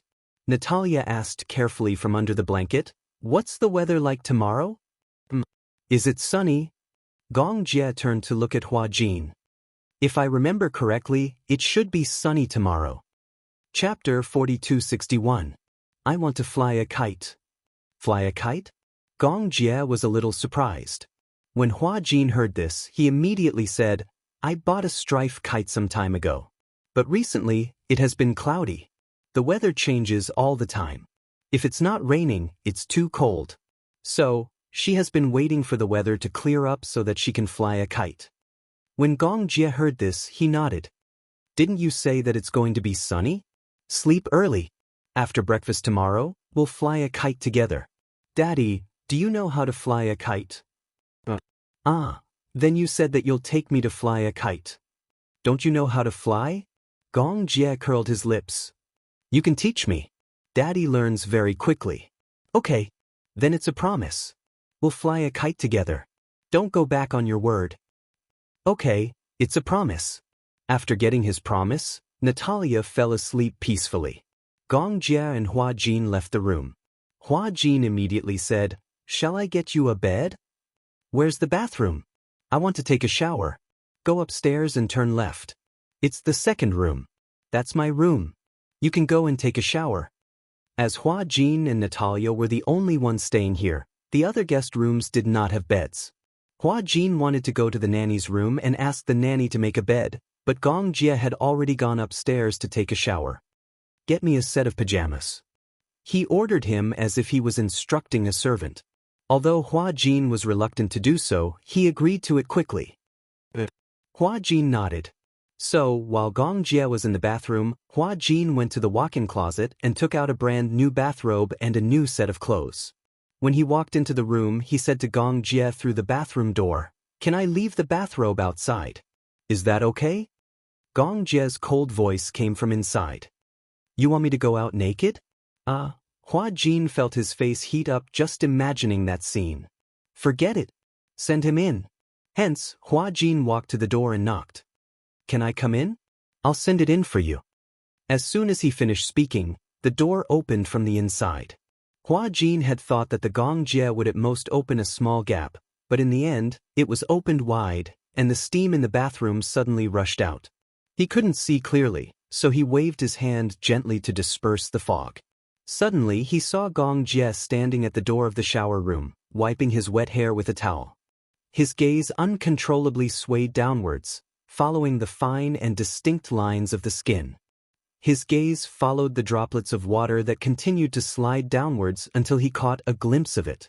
Suddenly his eyes widened, and he didn't dare to look anymore. He abruptly turned around, as if he was sitting on a speeding roller coaster. His heart suddenly beat violently.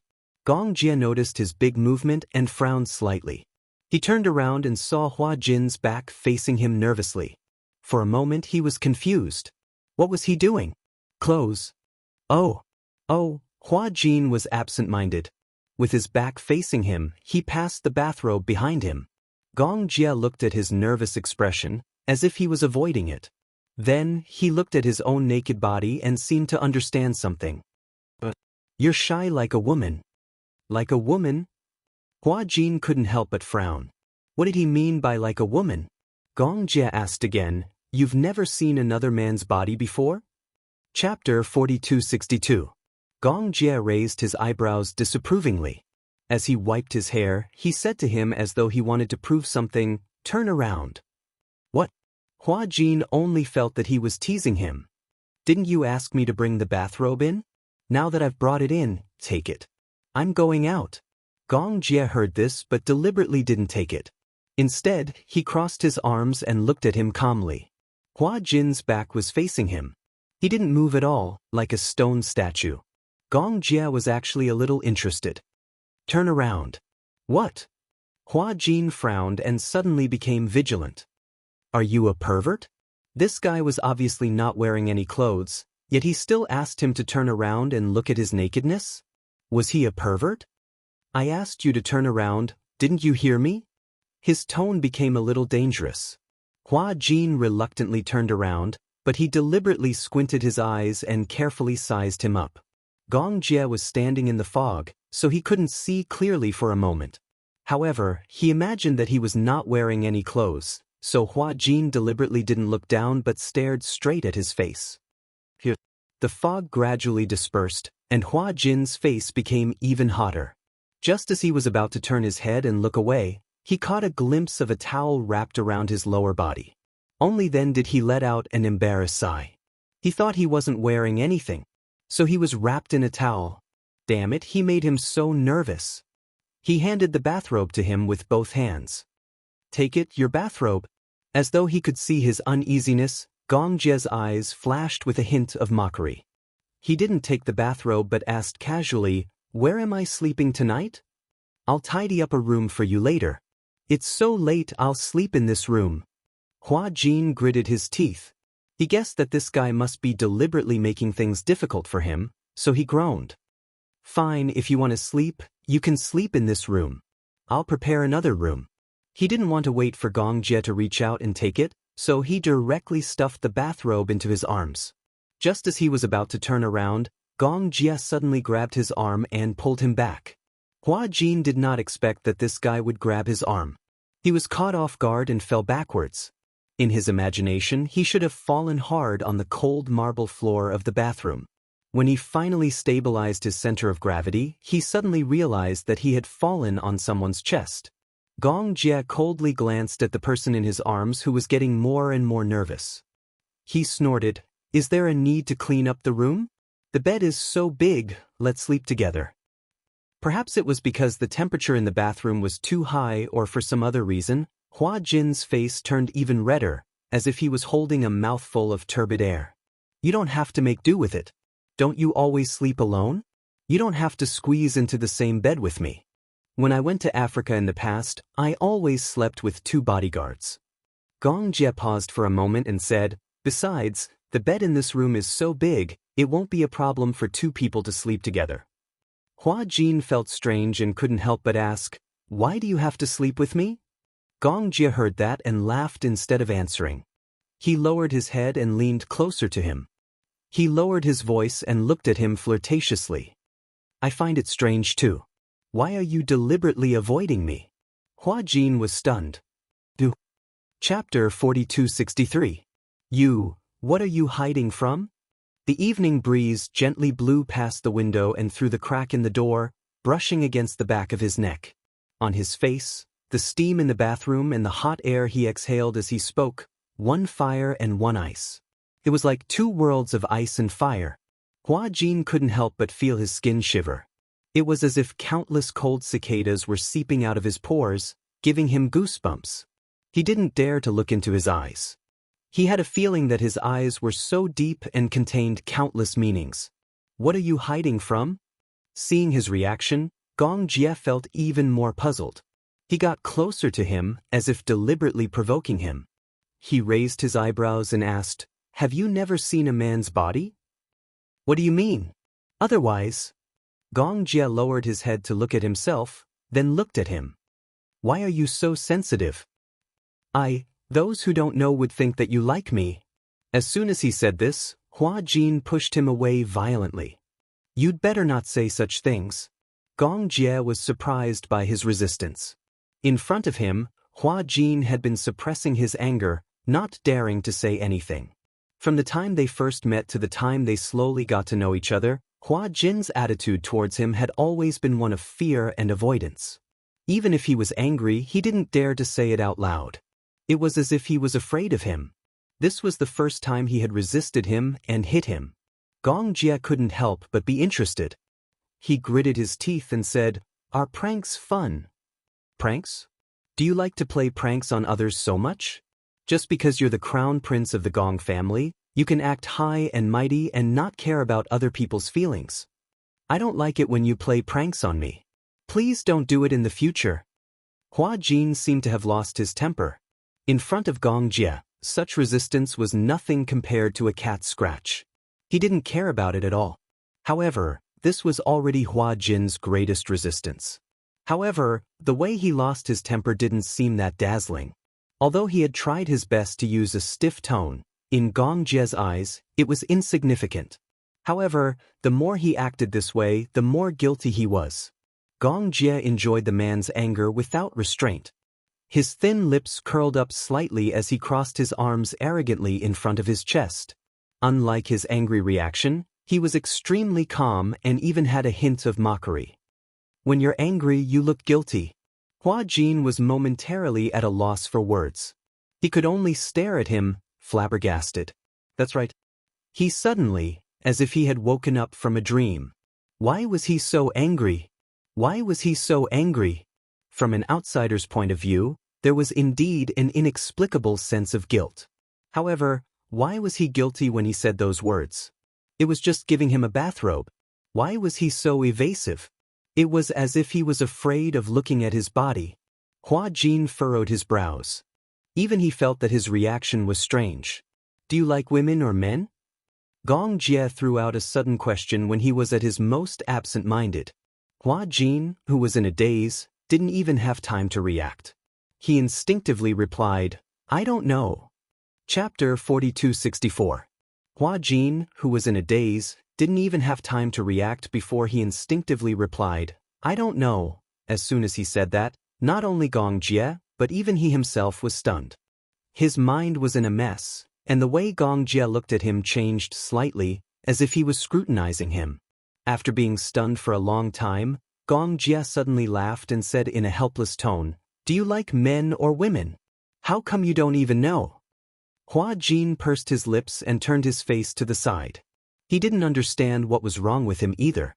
He should have answered women without hesitation, but he actually hesitated.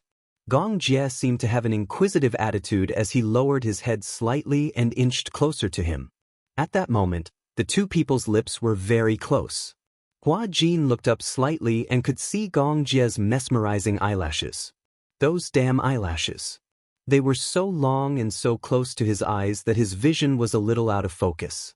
Gong Jie was especially tall and slender. He was like a wall that blocked him in the corner. His tall figure cast a shadow over his body.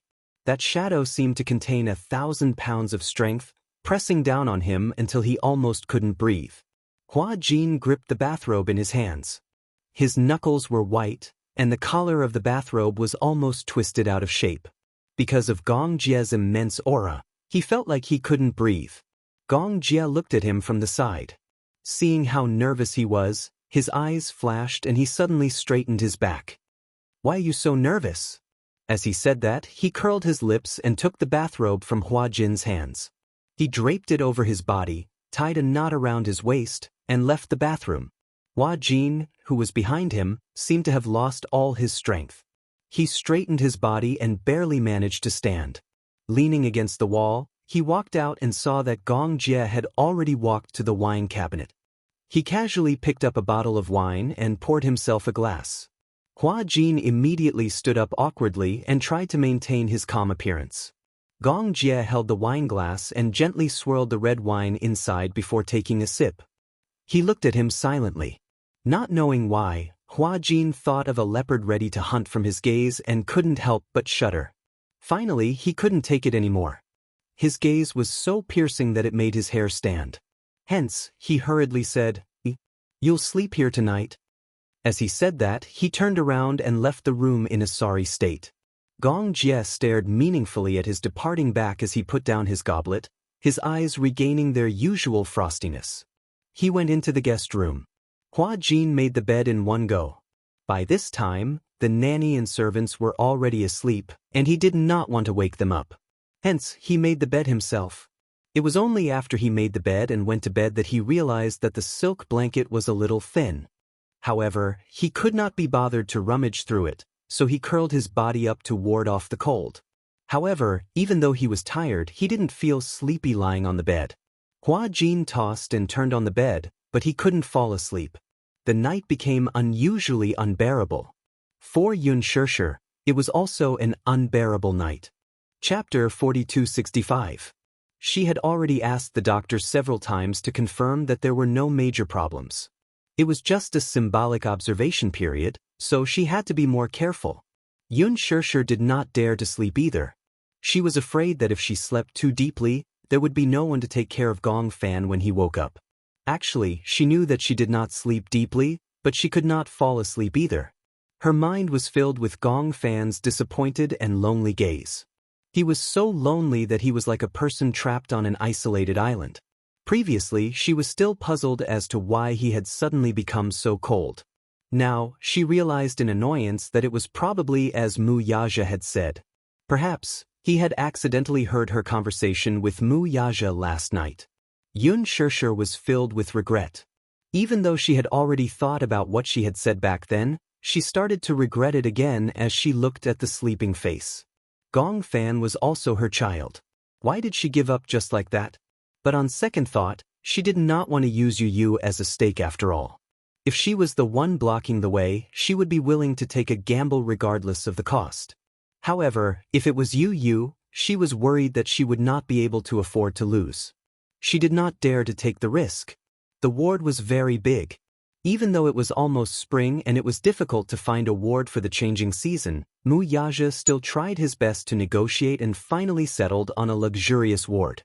There were 2 rooms and 1 living room. Mu Yaja and Xiao Yichen slept in the other room. Initially, Mu Yaja said that he would stay behind to accompany them.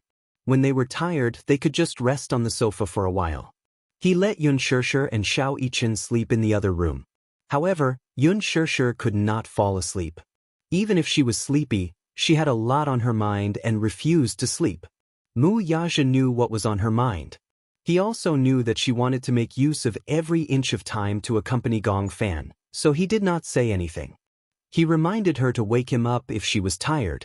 He would take care of her and let her sleep. Yun Shirshir agreed verbally, but how could she really bear to sleep by herself? She couldn't sleep well. Yu used to be a thorn in her heart. Ever since he was born, his physique had been poor and his body was weak. She had been trying her best to nourish his body. It had not been easy for his body to recover, but now his illness had increased. Another worry for Gong Fan. Beside Gong Fan's bed, there was an accompanying bed. When it was folded, it was a chair. When it was unfolded, it was a single bed. She lay on the single bed, but from time to time, she would sit up and look at Gong Fan's face. She looked again, and as she looked, she unconsciously began to cry. She felt that she really didn't deserve to be a good mother. Back then, Xiao Yichen had once told Yu Yu that he envied Yu Yu for having mommy by his side since he was young. However, Yun Shirshir was upset that she had kept Yu Yu by her side out of selfishness. If he had been able to control his condition when he was young, he might not have ended up like this. Perhaps, if Yu Yu had stayed by Mu Yaja's side at that time, he wouldn't have developed a dual personality because of those dark and bullied memories of his childhood. However, how could there be medicine for regret in this world?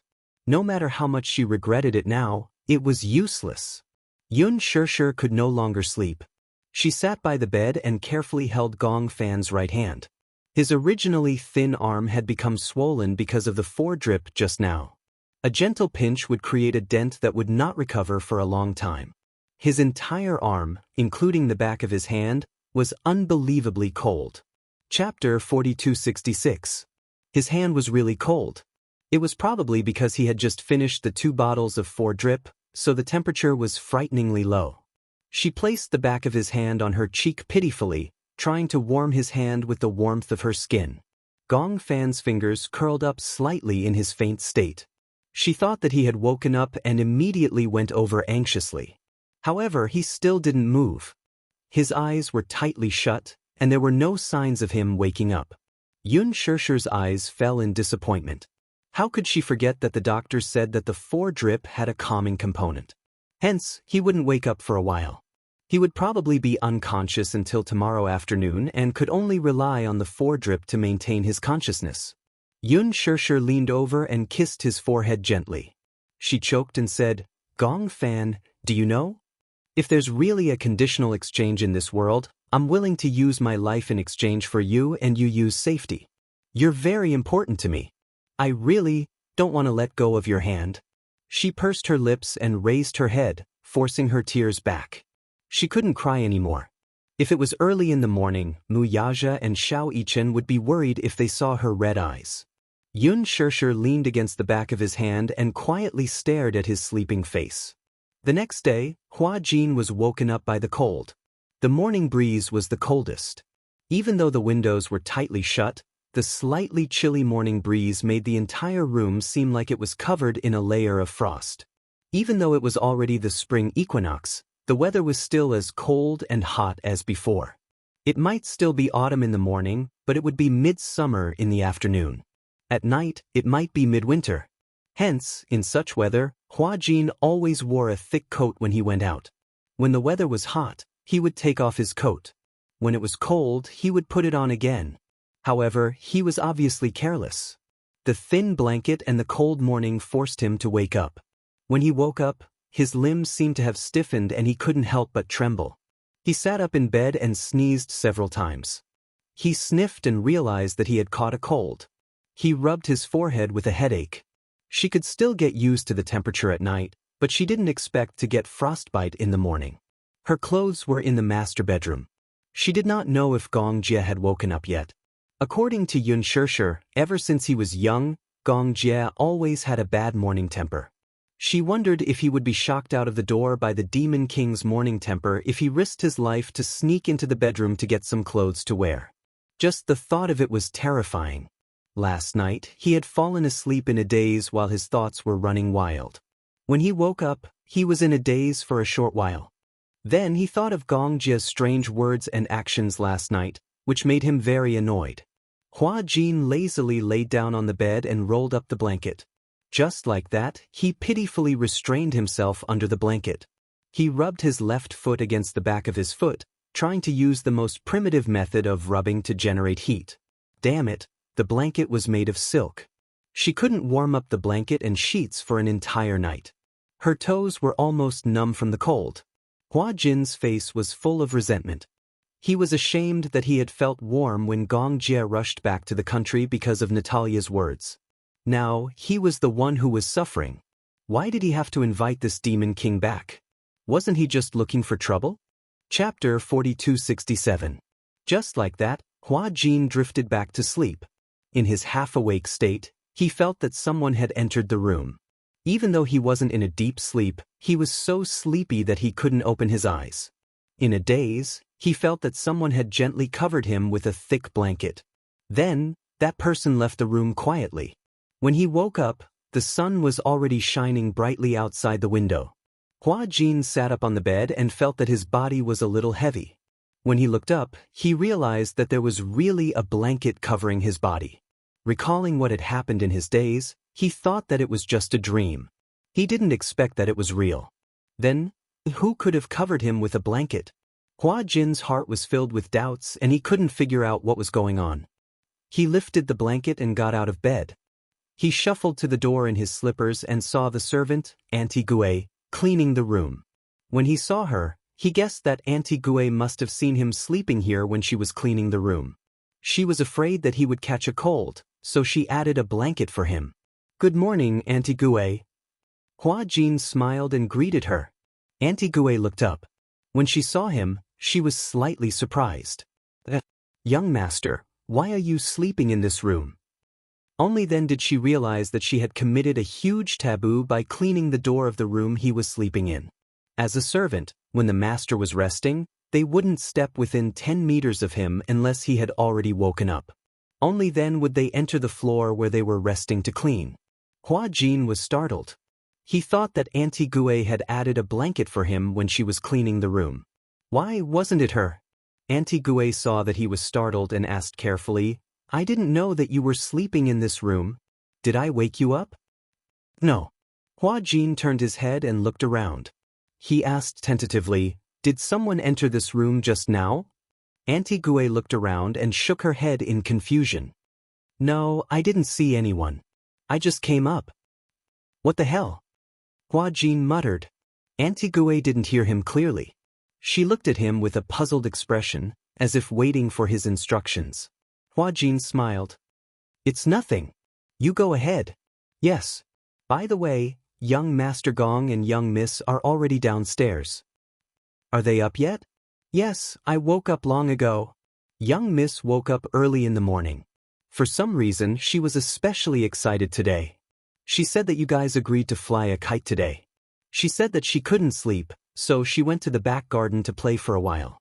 Then, Seeing that you guys weren't up for a long time, she went upstairs to wake young Master Gong up.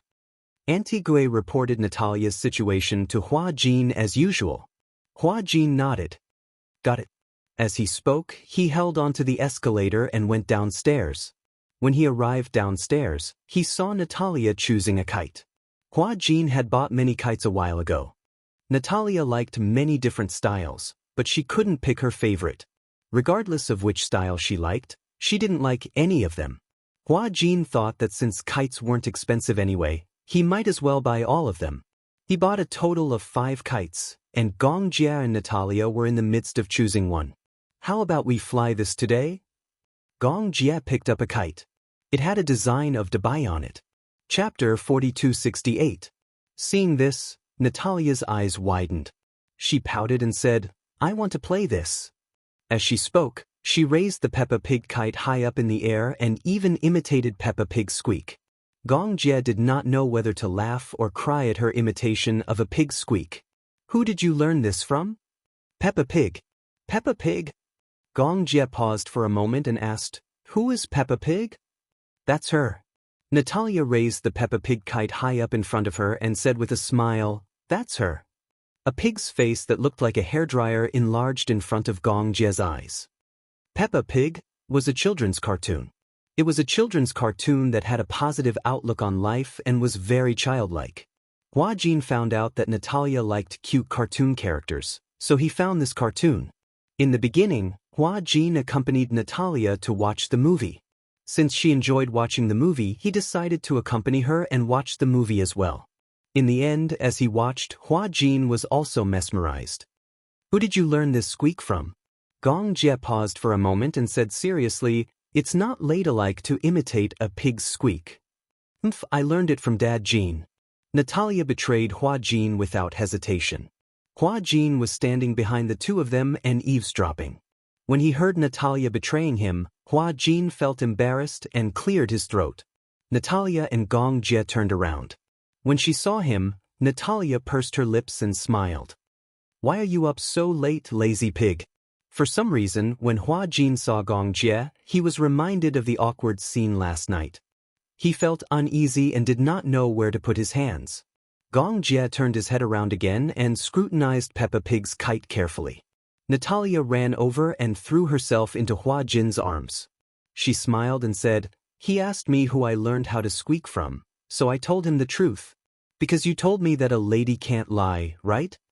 Hua Jin bit the bullet and nodded. You promised me. Natalia looked up at him expectantly. We'll fly a kite together in the afternoon. Are you choosing kites? What are you going to fly? Gong Jia suddenly said, How about 2 kites? 2? Yes, I'll fly one with Natalia and you fly one. When Natalia heard this, she thought that it was a good idea. Hua Jin replied, But I don't know how to fly a kite. Hua Jin did not say anything else. In the end, Natalia picked 2 kites. One was her favorite Peppa Pig and the other was Hua Jin's favorite Dubai. Gong Jia liked the eagle-shaped kite. However, he did not like it so much that he wanted to fly it. He realized that Hua Jin seemed to still be a child at heart. Perhaps it was because of the lack of childhood that he sometimes showed a very childish side to him. When he saw his favorite toys, cartoons, or cartoon dolls, he would love them so much that he could not put them down. Chapter 4269. He did not like dolls, so he swept the doll off the bed with a sweep of his hand. However, just as the lights were about to go out, Gong Jia suddenly thought of something. He raised his eyebrows as he looked at the lonely little pig rolling on the edge of the bed. He felt that it was a little pitiful, like an abandoned orphan. Hence, he picked it up and put it back on the bed. Peppa Pig was a family of 4, and the one on Hua Jin's bed was George. The iconic little dinosaur had become very recognizable. Gong Jia held the doll and looked at it carefully. There was a faint fragrance on it. It was Hua Jin's scent. Hua Jin did not have the habit of wearing perfume, but he liked to apply body lotion after bathing. Gong Jia could smell that it was Oh Shouldn't's body lotion. It was fragrant and not overpowering, but it was very comfortable to smell. The entire blanket was filled with Hua Jin's scent. This meant that he liked to sleep with this little pig in his arms. Gong Jie could not help but be surprised. He did not expect this fellow to sleep with a doll in his arms like a child. After lunch, the three of them went out. Initially, the nanny wanted to go with them so that she could take care of Natalia. However, Gong Jie said that it was not necessary. He ordered 2 bodyguards to follow them and they set off. In the morning, Hua Jin instructed the butler to go out and buy fabric for the picnic to cover the lawn. He also bought some snacks while he was at it. Natalia had been looking forward to a sunny day when they could go to the park to set up a barbecue grill. Gong Jie promised to take her there when he was free. On the way, Hua Jin suddenly thought of something and asked, "Since we're going to fly a kite, why don't we ask you and Xiao Yichen to come along?" Gong Jie's face twitched when he heard this. No need. But didn't he usually dote on his 2 nephews? Since they were going to fly a kite, wouldn't it be more interesting to bring Yu and Xiao Yichen along? However, Gong Jie didn't think so. He could only imagine the 2 little fellows snickering at him and whispering to each other, "I didn't expect that uncle would still play with such childish things even though he's already an adult." That's right, flying a kite is so childish. As expected of the chief commander of the hurricane group. The commander in charge of kiting? The thought of those 2 infuriating faces infuriated Gong Jie. There's no need to specially bring those 2 little fellows. There will be another chance next time.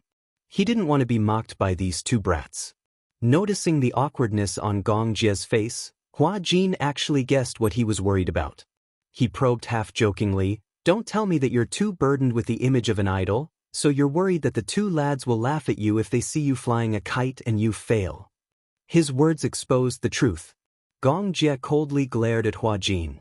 The temperature in the car dropped by a few degrees Celsius. The latter immediately shut his mouth and didn't dare to say another word. He was worried that he would upset the big devil and lose his temper on the spot. After thinking about it, he felt that he had to explain himself. "Actually, I don't think it's a big deal to fly a kite with the children. When you have a son or daughter in the future, you might even have to do homework and do handicrafts with them. Isn't that even more childish?" Natalia, who was beside him, was stunned.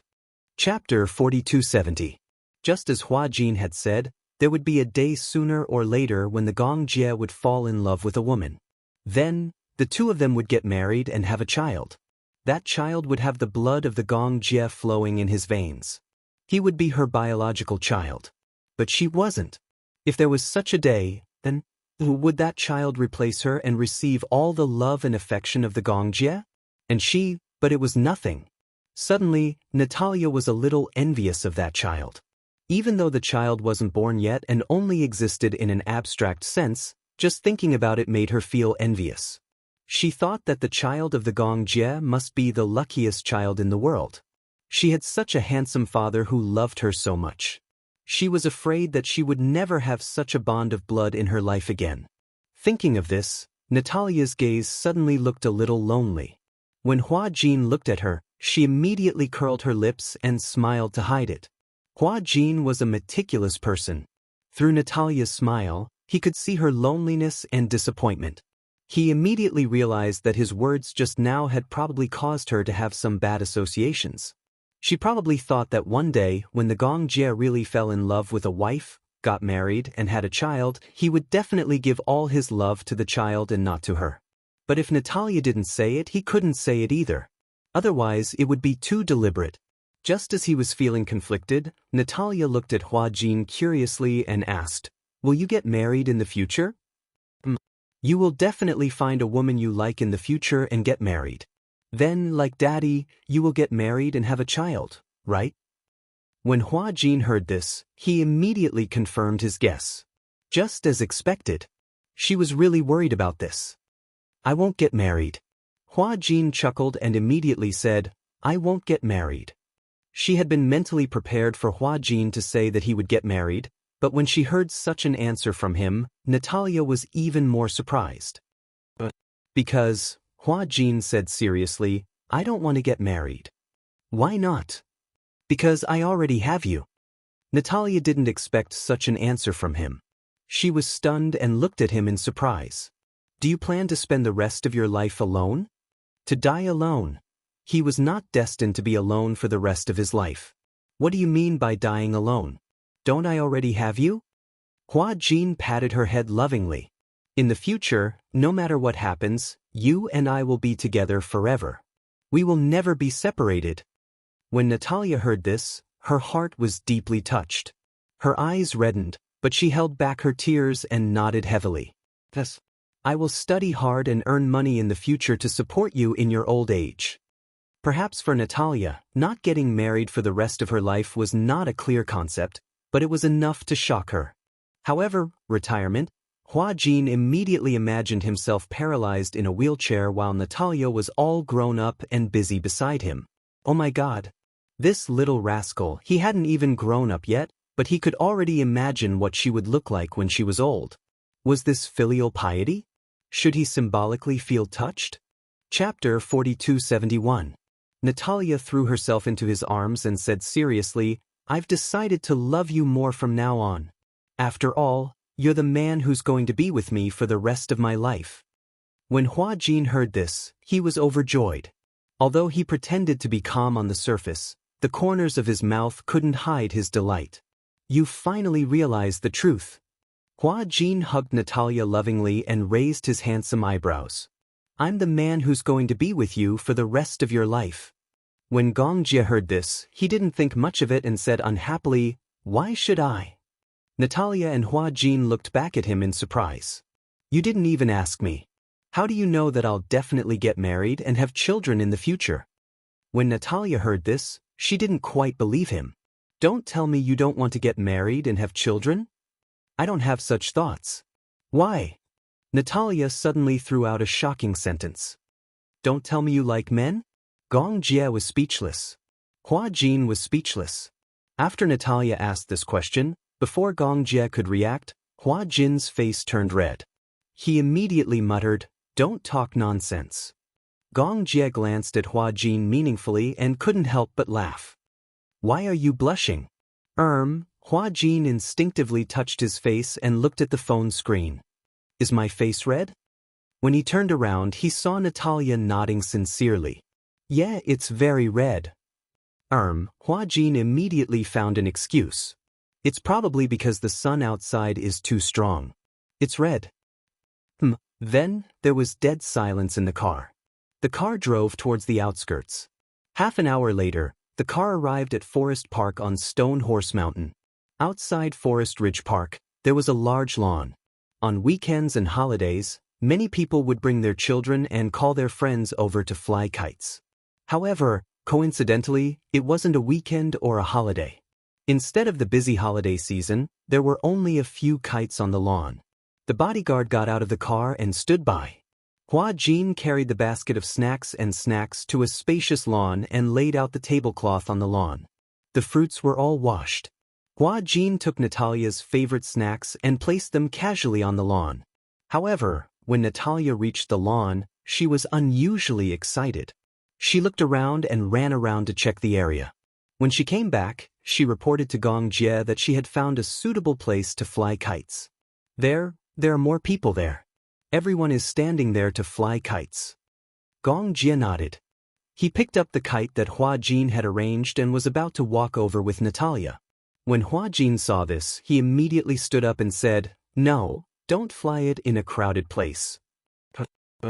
Because if there are too many people, the kites will be too close together and the strings will get tangled. If that happens, the kite will fall easily and the string will be knotted. This time, he only brought 3 reels of string. If it was to be knotted, he didn't have many spare ones. As he spoke, a kite fell and landed on Hua Jin's back. The two of them ran over noisily. The string got tangled. Chapter 4272. Hua Jin turned to Natalia and Gong Jie with an expression that seemed to say, See, I'm right. Natalia nodded with a confused expression. You seem to know a lot. Didn't you say you didn't fly kites before? I didn't fly kites, but I did a lot of research. Hua Jin had done a lot of research. He usually didn't fly kites. Furthermore, it was rare for him to go out with Natalia, so he didn't want to fail. Thus, Natalia and Gong Jie chose a more spacious area that was far away from the dense cluster of kites. Although there weren't many people at this time, The people who came to fly kites were all gathered together. Therefore, that part of the sky was filled with a dazzling array of kites of various colors and styles. They were all gathered together in a dark mass. The spectacular scene was breathtaking. "Daddy, let's go fly kites." "Okay." Gong Jie picked up 2 kites. "Which one should we fly first?" Natalia stared at the 2 kites in Gong Jie's hands. One was Peppa Pig, and the other was Dubai. After hesitating for a long time, she chose Dubai first. "Let's fly this one first." Gong Jie and Hua Jin were both surprised. "Why Dubai? Don't you like Peppa Pig the most?" "I'll use Dubai as a practice target. If I don't fly it properly and it flies away, I still have Peppa Pig." Natalia was quite selfish. Hua Jin was full of resentment. Dubai was his favorite kite. However, Hua Jin still chose to compromise in front of his precious daughter. "Don't worry, I'll take good care of Dubai." Saying this, Natalia picked up Dubai's kite and ran toward a spacious area. "Slow down." Gong Jie chased after her. "Do you know how to fly it?" "I do." Saying this, Natalia ran off into the distance. Hua Jin smiled helplessly and stayed where he was, guarding the luggage. Natalia didn't know how to fly a kite, but she was very competitive. Gong Jie had said that he would teach her, but Natalia had mercilessly exposed him. "You won't release it either, right? I've seen others fly kites. I know how to do it." Saying this, Natalia raised Dubai high up in the air, and her 2 little legs began to run like a motor. However, the way she was flying the kite was a little inappropriate. Today's weather was very good. It was sunny and there was nothing on the lawn, so the wind was very strong. Natalia's method was usually used when there was no wind. She ran and created wind to blow the kite up. But now that there was wind, her method was not suitable. When she ran, the kite was about to fly up in the wind. She was not tall and thin, so in the blink of an eye, she was hung on the ground by the wind. Natalia got to her feet and pouted with a long face. Seeing that she had fallen, Gong Jie hurriedly ran over to her side and squatted down nervously. "How are you feeling? Does it hurt?" "A little, let me see." Gong Jie carefully held up her knees. He saw that her knees were red from the friction on the lawn and a layer of skin had been scraped off. "Does it hurt?" Natalia replied softly, "It doesn't hurt. It's just burning. It's a little scraped off, but there's no blood." Chapter 4273. Gong Jie blew on her knuckles and glared at her. "I told you I was going to teach you. You didn't want to listen, huh?" She insisted on being stubborn. Now that she had fallen, she insisted that it didn't hurt. Although there was no blood, it was still a layer of skin. She wasn't made of steel. How could it not hurt? His heart ached for her. "I'm really fine. I can still walk." As she spoke, Natalia climbed up from the ground. Although her knee was burning with pain, she could endure it. How could she show any pain? Otherwise, Gong Jie would definitely let her rest for a while and not let her fly the kite anymore. The kite hadn't been flown yet. She didn't want to rest. "Do you want to continue?" "Of course." Natalia reached out to pick up the kite, but Gong Jie picked it up first. "You're not allowed to touch it." Natalia looked at him suspiciously. "I'll teach you how to fly the kite first. Then you can fly your page, okay?" Although she was unwilling, Natalia nodded in agreement. She was feeling excited at this moment, but she could only watch helplessly from the side. She was a little indignant, but the man could also sense her impatience, so he said, "Watch carefully. Let's see who will put it higher later." It had to be said that the man's words had ignited Natalia's fighting spirit. Although Natalia was a little girl, she had a strong desire to win. When she heard that they were going to compete to see who could fly higher, she was instantly energized and filled with fighting spirit. Gong Jie picked up the kite. As he was tall, when he lifted the kite, the wind blew the kite up. He threw the kite like a paper airplane. Then he let go of the reel and took a step back, gently tugging on the reel from time to time. The wind blew the kite higher and higher. Although Gong Jie didn't have the skills to fly a kite, he thought that the kite would probably fly as far as a paper airplane. He had studied engineering, so a game like kite flying was child's play to him. The kite took off smoothly. In his hands, it was as obedient as an old eagle that had undergone strict training. He knew how to use the wind very well. If the kite showed signs of weakness in the air, he would tighten the reel and give it a gentle pull. If he felt that the string was starting to tighten, it meant that the wind was blowing. Thus, when the wind came, he let go of the string and let the wind blow the kite higher and higher. Unknowingly, the reel had loosened by half, and the kite was flying higher and higher. Even with the naked eye, it seemed to have surpassed all the other kites on the lawn. Why are those kites not as high as you? Natalia's eyes sparkled. Daddy, you're amazing. Hua Jin suddenly walked over and overheard their conversation. He said disapprovingly, their line isn't as long as ours. Their line has already reached the bottom. Look at the height, it's no more than 400 meters. The line I brought can reach up to 800 meters. 800 meters! Well, actually, the kite string is 1,000 meters long, but any higher and the kite string will break easily. Natalia nodded, half understanding. Oh, I get it. So our kite is over 400 meters now, right? There's a mark on the line. Chapter 4274. Hua Jin walked over to take a closer look. There was a tick mark on the line, indicating that the kite had already flown up to 500 meters. How much effort had it taken to successfully fly the kite up to 500 meters? He claimed that he had no kite flying experience. Who was he kidding? It's fun. Gong Jie suddenly felt that kite flying was quite interesting, especially when he caught a glimpse of Natalia, who was beside him, looking at him with admiration. This made him feel that this activity could not be more interesting. Natalia felt a little guilty. Just now, she had been eyeing Gong Jie covetously, determined to compete with him. Now, seeing him fly so high, she suddenly felt a little discouraged. I lost. She said angrily, I definitely can't win against Daddy.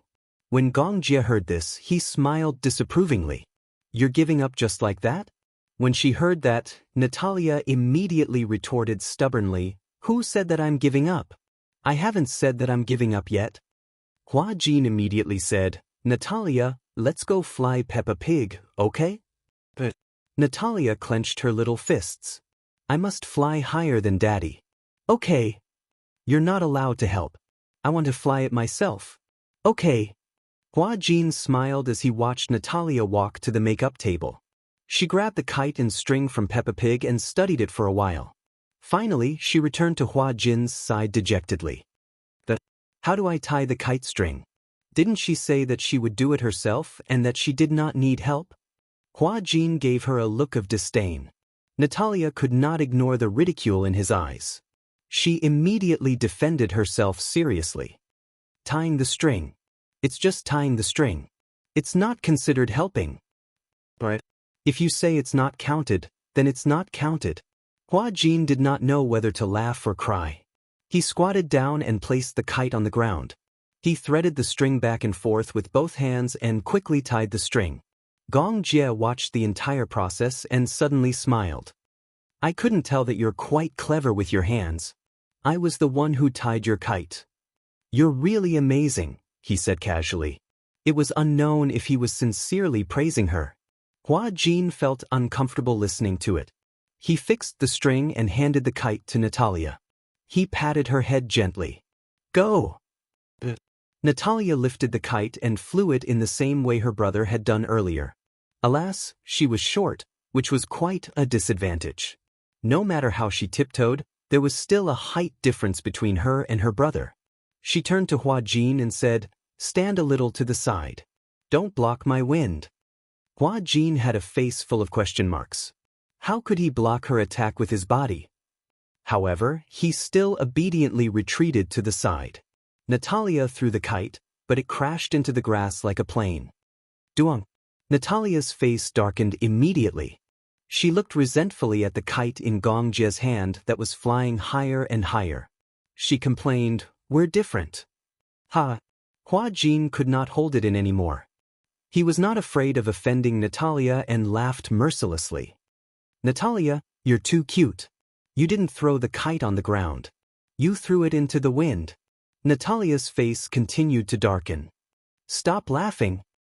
Hua Jin tried his best to hold it in. His face was red from holding it in. Let me help you, okay? Chapter 4275. Alright, you play by yourself. Hua Jin saw that Natalia insisted on playing by herself, so he walked to the side and sat on the ground. He watched as Natalia ran around with the kite in her hand. The kite in Gong Jie's hand was already very high, and it was getting higher and higher. Coupled with the cute design of the kite and the exquisite workmanship, it attracted the attention of the other kite flyers on the lawn. Dad, look, that kite is so high. Brother, I want to fly it that high too. No, we have reached the end of the rope. This is the highest we can fly. Then how can he fly his kite so high? That means he bought the rope for a long time. That Dubai is so cute. Why is our kite so ugly? If there was no comparison, there would be no harm. As the saying goes, you get what you pay for. This saying was not wrong.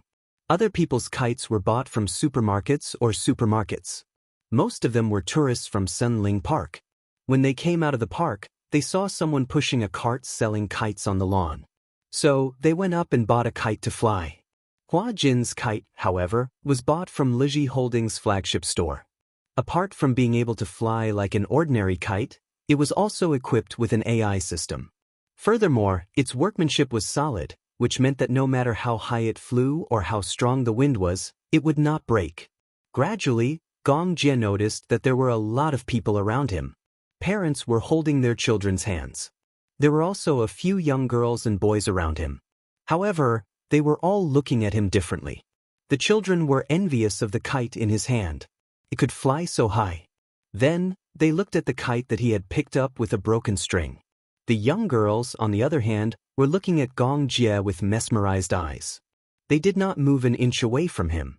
Blue sky, white clouds, green grass, and this handsome man. Gong Jie's appearance had, without a doubt, attracted a lot of attention. The guy flying the kite is so handsome. This is the first time I've seen such a handsome man in real life. Is he an internet celebrity? Or a celebrity? He's so tall. Could he be a model? His features are so sharp. He doesn't look like a celebrity. It's a pity that he's not a celebrity. Hua Jin saw that more and more people were gathering around. He immediately picked up the mask and put it on, for fear that others would recognize him as Hua Jin. Although he had already retired, his fan base was still very popular. Therefore, he had to be careful every time he went out. Hua Jin's popularity in the country was very high. He had acted in several phenomenal TV series, especially with Lethal Beauty. His popularity had reached a new level. In daily life, many people knew him. Actually, he didn't have many fans, but people had a herd mentality. As long as it was a celebrity, whether they knew him or not, they would surround him and ask for a photo. Fortunately, Gong Jie attracted most of the attention, so not many people noticed him. Hua Jin wore a mask and hid on the other side. After a while, the crowd grew larger and larger. Gong Jie came back to his senses and realized that he had been surrounded by a group of starry-eyed women. Handsome, where did you buy your kite? Chapter 4276. How did you manage to fly your kite so high? I can't fly my kite high enough, and it always falls down for no reason. Cutie, can you teach me how to fly a kite? A group of women surrounded Gong Jie and chattered away. Some even tried to seduce him, and some even took out their phones to open WeChat's QR code, wanting to add Gong Jie as a friend. In front of such a handsome man, many of the women couldn't care less about their modesty. They blushed and mustered up their courage to strike up a conversation. Gong Jie was confused. He had been too focused on flying the kite earlier and hadn't paid attention to the women around him. He didn't know when, but he had been drowned by the sea of people. Natalia finally managed to fly the kite, and from the corner of her eye, she saw that there was a crowd of people dozens of meters away from Gong Jie. Gong Jie held the kite string in his hand, but he couldn't break through the crowd. She saw that the women were all rubbing their hands, eager to strike up a conversation with Gong Jie. Although she was still young, she knew that her daddy was being targeted by other women. With this heroic silhouette that was rarely seen in the secular world, it attracted bees and butterflies. However, Natalia couldn't allow Gong Jie to be coveted by others. She pursed her lips, thought for a moment, and walked toward Gong Jie with the kite in her hand. First, she was blocked out of the crowd. Natalia held the kite up high and pouted. "Daddy! Daddy!" She carefully tried to break through the crowd. "Excuse me, why are you all squeezing here?" Daddy. Hearing Natalia call for Daddy, the people around her noticed the little girl and were surprised. Oh my God! This little girl was so cute. Some sharp-eyed people even noticed Natalia's purple eyes and were shocked. Why are this girl's eyes purple? Could it be that she's wearing contact lenses? That's right, how can there be purple eyes in this world? Whose child is this? Her parents are too much. She's so young, but they put purple contact lenses on her. That's too much. What if her eyes get damaged? She seems to be calling someone daddy. Who is it? Whose child is that? Come and claim it. This child is so small. Be careful, don't squeeze her, don't step on her. The crowd began to spread the word. Gong Jie immediately fixed the reel to the hook on the ground and walked over to Natalia. "Excuse me." As he walked over, the crowd automatically parted to make a path for him. When Natalia saw him, she threw herself into his arms and sobbed in a voice that she had never used before. "Daddy," sob sob sob, "why can't I fly my kite? I'm so angry." Gong Jie had never seen Natalia act so coquettishly. She threw herself into his arms and opened her arms for a hug. He obediently picked her up, which was equivalent to admitting that he was Natalia's father. At this moment, the expressions of the people around them changed. Shock, astonishment, disbelief.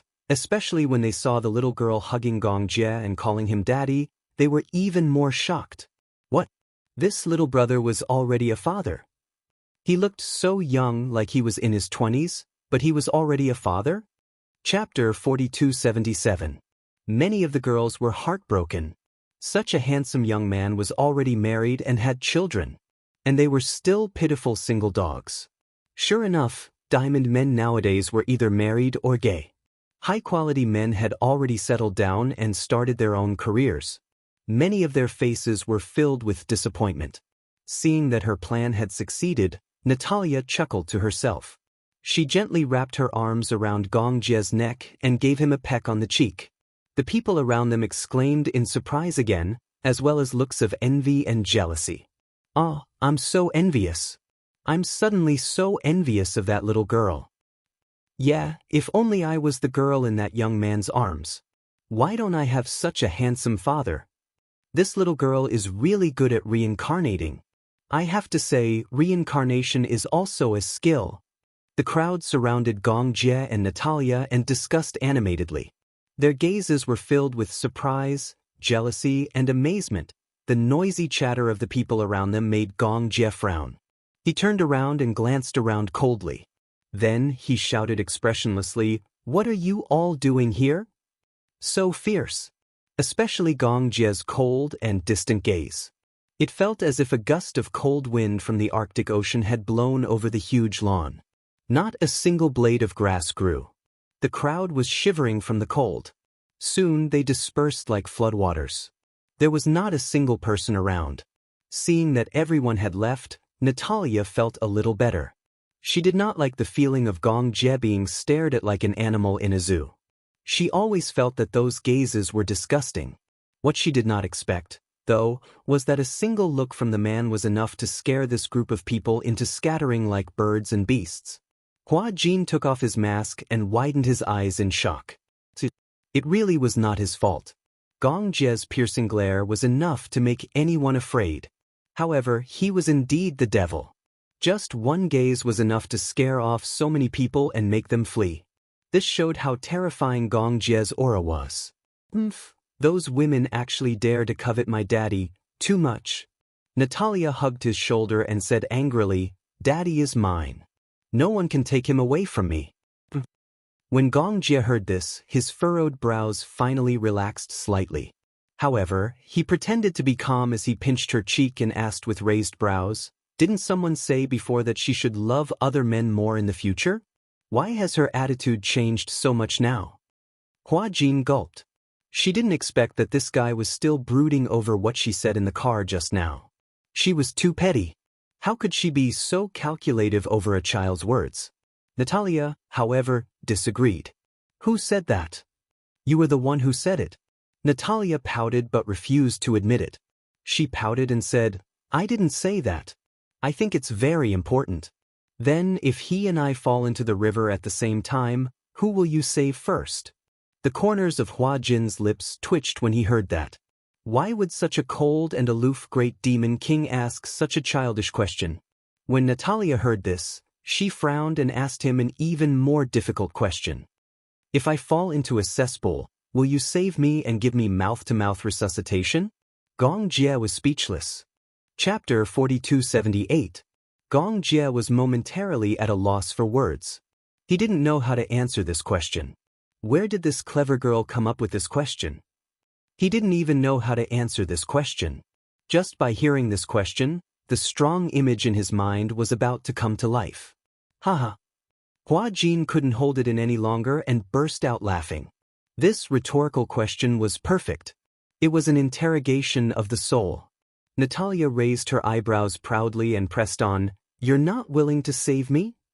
I'm willing. Then are you willing to give me mouth-to-mouth resuscitation? Gong Jie frowned. He had always had a serious obsession with cleanliness, so just imagining that scene made him feel nauseous. He put Natalia down with an ashen face. It was obvious that something was wrong with his expression. You're not allowed to ask this question in the future. Natalia was puzzled when she heard this. Why? This isn't a question a lady should ask. As Gong Jie spoke, he frowned and asked in return, Where did you hear this question from? I'm not telling you. Natalia stuck out her tongue playfully at him and ran toward Hua Jin. Seeing her run toward Hua Jin, Gong Jie's meaningful gaze fell on Hua Jin. Naturally, he would think that this person had probably instilled this question in her. When Hua Jin met his gaze, he couldn't help but shudder.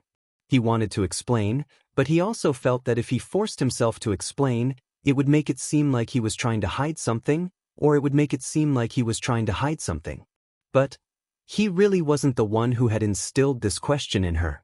Hua Jin tugged at Natalia's little hand and asked seriously, Who did you learn this question from? Does it matter who I learned it from? You can't answer it anyway. That means that if I really fell into a cesspool, you won't save me and give me mouth-to-mouth resuscitation. I will. Hua Jin clenched his fists and vowed solemnly. This time, it was Natalia's turn to stare at him as though she had seen a ghost. He said he was willing? Why couldn't she believe it? I don't believe it. Hua Jin said lightly, It's right that you don't believe it. I also don't believe that you would really fall into a cesspool. Natalia was dumbfounded. Even though this sounded like the truth and she didn't really have the chance to fall into the cesspool, this question theoretically didn't exist. Then, there was no such thing as whether she was willing or not. However, Hua Jin's answer was suspicious of being lazy. This time, it was Gong Jie's turn to feel better. Hua Jin was able to restrain this little fellow with just one sentence. He had a whole new level of respect for him now. Upon hearing this, Natalia immediately turned around and said to her brother, I can answer your question now. I will also jump into the river to accompany you, to die for love. Gong Jie and Hua Jin were both dumbfounded. What kind of answer was this? Anyway, you won't really fall into the river. Moreover, even if you really fall into the river, I won't be able to drag you. However, I don't ask to be born in the same year, month and day, but I will definitely die in the same year, month and day. Hua Jin and Gong Jie were completely stunned. This answer was really too perfunctory. Chapter 4279. Natalia giggled and said, All right, let's not dwell on such a pointless topic. You are all very important to me. I can't give up on any of you. The pointless topic, Hua Jin chuckled and glanced at Gong Jie. However, he saw him turn away expressionlessly with a strange expression on his face. Just like that, Hua Jin accompanied Natalia as she flew the kite for a while. Finally, the kite was in the air and the wind was getting stronger. However, Natalia didn't look too happy as she looked at the kite flying in the sky. Hua Jin saw that she looked a little lost and couldn't help but lean over to ask, What's wrong? You look unhappy. Natalia pouted and looked at him. She sighed emotionally and said, "I miss you." Hua Jin was stunned for a moment when he heard that. He couldn't help but laugh. Wanting to tease her, he asked tentatively, "You don't tell me you like Yu?" "Of course I like Yu." Natalia obviously didn't catch the hidden meaning in Hua Jin's eyes. Her gaze was so pure that when Hua Jin looked into her eyes, he felt that his thoughts were too sinful. Actually, the mutual love between children was really very simple. The attraction of opposites also existed between children. However, it was very difficult for such a young child to understand what love was in the adult world. She also couldn't understand those complicated feelings. Liking a boy or a girl was purely because he was good-looking and she was pretty. They liked to play with each other. It was that simple. Natalia seemed to be a little dependent on Yu. This dependence was no less than her dependence on Gong Jie. Hua Jin said, "Why don't we go to Yu's house after we're done flying the kite? What do you think?" Natalia's eyes lit up and she became much more energetic. "But, okay, you play here first. I'll go get my phone and give you a call." "All right." Hua Jin walked to the side, took out his phone, and found Yun Shirshi's number. Gong Jie had just put away the kite when he saw that he seemed to be on the phone. He asked suspiciously, "Who are you calling?" Hua Jin said casually, "Oh, I called Shirshir. Natalia said that she wanted to play with Yu. Since you rarely come back, why don't we have dinner together?" When Gong Jie heard this, he nodded. Hua Jin dialed the number. After a long silence, the call finally went through. The person on the other end of the line spoke, but it was Xiao Yichen's low and trembling voice. Hua Jin stared blankly for a moment and asked curiously, "Why are you answering the phone? Where's your mommy?" The other side was silent for a while. What Xiao Yichen said next made Hua Jin's eyelids twitch violently. "Mommy, something happened." Hearing this, Hua Jin's eyes widened in shock. He sucked in a breath of cold air and held his breath. Beside him, Gong Jie noticed the strange reaction on his face and frowned slightly. Finally, Hua Jin came back to his senses with difficulty and immediately asked anxiously, "What happened?" "It's very complicated. Anyway, come to the hospital first." With that, Xiao Yichen hurriedly hung up the phone. When Hua Jin heard the busy tone on the other end of the line, he held the phone in a daze. Gong Jie walked over and asked solemnly, "What happened?" "Shirshir, something happened?" Chapter 4280. At the mention of Yun Shirshir, Gong Jie instantly tensed up. His breath caught in his throat as he walked up to Hua Jin and gripped his shoulders tightly. "What happened?" Gong Jie was very strong and Hua Jin was in pain. However, he knew that Gong Jie was too concerned and worried. Therefore, he endured the pain and calmed himself down. He comforted him and said, "Gong Jie, calm down. I don't know what happened. Anyway, let's go to the hospital first." From Xiao Yichen's tone, it shouldn't be life-threatening. When Gong Jie heard that Hua Jin's life wasn't in danger, the tense muscles on his face relaxed a little. However, his fingertips were still trembling slightly. Hua Jin turned around and instructed Natalia to keep the kite. When Natalia heard that, she was a little surprised and said that she wanted to play with it for a while more. It wasn't until Hua Jin said that he had something to deal with that Natalia realized that something urgent must have happened when she saw his serious expression. She carefully asked, "Then, can we still play with you tonight?" "I'm afraid not today. I'm sorry, Natalia. Can we do it another day?" Hua Jin's attitude was sincere. When Natalia heard this, she looked disappointed but considerately told him that it was okay. It was obvious that something serious must have happened. Natalia wasn't a willful child. They quickly kept the kite, got into the car, and drove as fast as lightning. First, they sent Natalia home. Then, Gong Jie and Hua Jin rushed to the hospital according to the location that Xiao Yichen had given them. 20 minutes later, the two of them finally arrived at the hospital. When they walked to the door of the ward, they saw Xiao Yichen and Mu Yaja sitting outside. Gong Jie hurriedly walked over and looked at Xiao Yichen. Then he looked at Mu Yaja, who had a serious expression on his face. His heart sank. "What's going on? What's going on?" When Mu Yaja and Xiao Yichen heard hurried footsteps, they looked up and saw Hua Jin and Gong Jie rushing over. Mu Yaja stood up. Just as he was about to say something, he turned around worriedly and glanced through the window.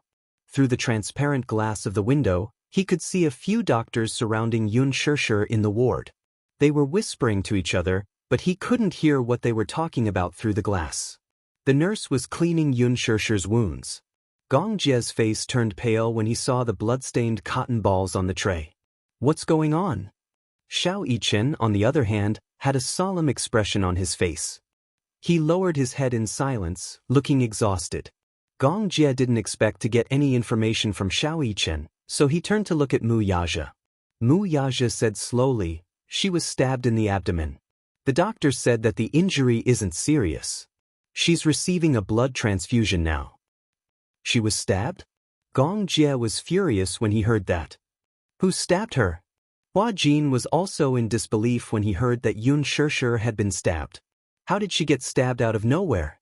Yun Shirshir was usually followed by bodyguards from afar whenever she went out. How could Yun Shirshir get hurt? Gong Jie was still upset that Mu Yaja didn't protect her well. However, what Mu Yaja said next made Gong Jie and Hua Jin fall into a daze again. Mu Yaja said, Gong Fan was the one who stabbed her. No one expected it. Chapter 4281. How is that possible? Hua Jin was the first to be suspicious. Why did Gong Fan stab Shirshir? Mu Yaja lifted his head and glanced at him. His handsome brows were slightly furrowed and his eyes were filled with confusion. This had happened in the afternoon. In the morning, he had left the ward to go to the office because he had some matters to attend to. When he returned, he saw Yun Shirshir sitting in front of Gong Fan's bed and peeling an apple for him. Seeing that Gong Fan was still unconscious, he went to the bathroom to take a shower. However, just as he was about to wash the dishes, he heard a strange noise coming from the ward. Then he heard Xiao Yichen scream. He didn't have time to dry himself. He put on a bathrobe and rushed out, only to see Yun Shirshir clutching her abdomen. Her body was bent over and she was kneeling on the floor. There was a horrifying pool of blood under her knees. Gong Fan stood by the side and looked at Yun Shirshir coldly. He was holding a fruit knife in his hand that was still stained with Yun Shirshir's blood. He was holding the knife so tightly that it seemed like he was going to break the handle. A fruit knife like this would stay in a person's body because of the suction force of the flesh. If one didn't have enough strength, it would be difficult to pull it out. It was obvious that Gong Fan had pulled the knife out after stabbing Yun Shirshir once. Seeing that he had raised the fruit knife and was about to stab Yun Shirshir again, Xiao Yichen heard the commotion and rushed over in time to protect Yun Shirshir. Until now, Xiao Yichen still had a lingering fear. He didn't dare to imagine what would have happened if he had left the ward to get the hot water. No one could have predicted what would have happened. In any case, Xiao Yichen was really scared out of his wits and still hadn't recovered from the shock. Mu Yaja carried Yun Shirshir and rushed her to the emergency room. Xiao Yichen stayed behind to look after Gong Fan. When Yun Shirshir was sent to the emergency room and the doctor came out to report that her life wasn't in danger, Mu Yaja returned to the ward. By then, Gong Fan had already fainted and the entire ward was heavily guarded by Mu Yaja. Fortunately, Mu Yaja didn't panic. This incident hadn't spread yet. Other than Mu Yaja and Xiao Yichen, no one else knew how Yun Shirshir got injured out of the blue. Because it happened in the hospital wanted to investigate the matter. However, because the victim was Mu Yaja's wife, the hospital didn't dare to investigate further. They only asked a few questions and Mu Yaja gave a perfunctory reply. After that, they didn't dare to say anything else. They only saved her while trembling in fear and didn't dare to interfere anymore. Gong Fan's ward had been sealed by Mu Yaja's men. In the huge ward, there were only a few trustworthy nurses and doctors. The rest of the people were Yu's personal bodyguards. Mu Yaja still didn't have the energy to care about Yun Shirshir and didn't know his motive for stabbing Yun Shirshir. However, according to Xiao Yichen, if he hadn't stopped him, Gong Fan would have stabbed Yun Shirshir to death. He couldn't understand what kind of deep hatred made Gong Fan insist on stabbing Yun Shirshir to death. That was murder. Gong Fan was crazy. Why did he do that? This was no longer an injury, but simply an attempt to kill him. Gong Fan wanted to kill Yun Shirshir. Xiao Yichen was filled with anger at the thought of Gong Fan's ruthlessness. Chapter 4282. Now Yun Shirshir had yet to wake up. No one knew what had happened at that time. He was an adult and had the ability to reason that Xiao Yichen, a child, did not have. Gong Fan was not stupid. On the contrary, his personality was more shrewd than Yu Yu's. Why would he do something that was disadvantageous to him? What good would it do him to kill Yun Shirshir? Mu Yaja could not understand this logic. Hence, he told Xiao Yichen not to think so much for the time being. Perhaps when Gong Fan woke up, the truth would be revealed. Compared to Xiao Yichen's impulsiveness, Gong Jie was much more rational. Impossible! He furrowed his eyebrows, unwilling to believe it. No matter what happened, I will not believe that Gong Fan would hurt Yun Shirshir. When Xiao Yichen heard this, he stood up angrily. He restrained himself and said unhappily, I saw it with my own eyes. Gong Fan held a knife and stabbed Mommy. I saw it with my own eyes. How could it be wrong? He used to like Gong Fan very much, but this did not mean that he could tolerate Gong Fan hurting Yun Shirshir. However, Gong Jie thought in a different direction. Gong Jie knew very well what Yun Shirshir represented to Gong Fan. This was Gong Fan's warmest obsession in this world. Yun Shirshir was as important to Gong Fan as she was to Xiao Yichen and Yu Yu. To Gong Fan, Yun Shirshir's existence was more like a lighthouse. How could he hurt the lighthouse in his heart? Although Gong Jie's heart ached that Yun Shirshir was injured, this matter could not be concluded just by seeing it with his own eyes. Hua Jin immediately comforted him, Xiao Yichen, calm down and be rational. I'm already very rational. If it wasn't for Yu Yu's body, I would have broken his hand. Xiao Yichen gritted his teeth. It was obvious that he had been holding it in for a long time. Sometimes what you see may not be true. So, don't make the final decision. Wait for your mommy to wake up and ask about the cause and effect of this matter. Gong Jie looked at Mu Yaja and asked, Have you told Alice about this matter? Mu Yaja shook his head. From the beginning of the incident until now, they did not give anyone a chance to breathe. After they sent Yun Shirshir to the emergency room, they came back to make arrangements for Gong Fan to arrange things. After Yun Shirshir to be sent to the hospital, to Tu's to make arrangements. It's better to tell her about this matter. Mu Yaja made an excuse. He did not want Alice to be involved in this matter for the time being. At the very least, he had to wait for Yun Shirshir and Gong Fan to wake up first. No one could say for sure what had happened at that time. Even Xiao Yichen was a later matter. No one could say for sure why Gong Fan wanted to stab Yun Shirshir. After a while, the doctor and nurse walked out. Mu Yaja immediately stood up and asked about the situation. It's nothing serious.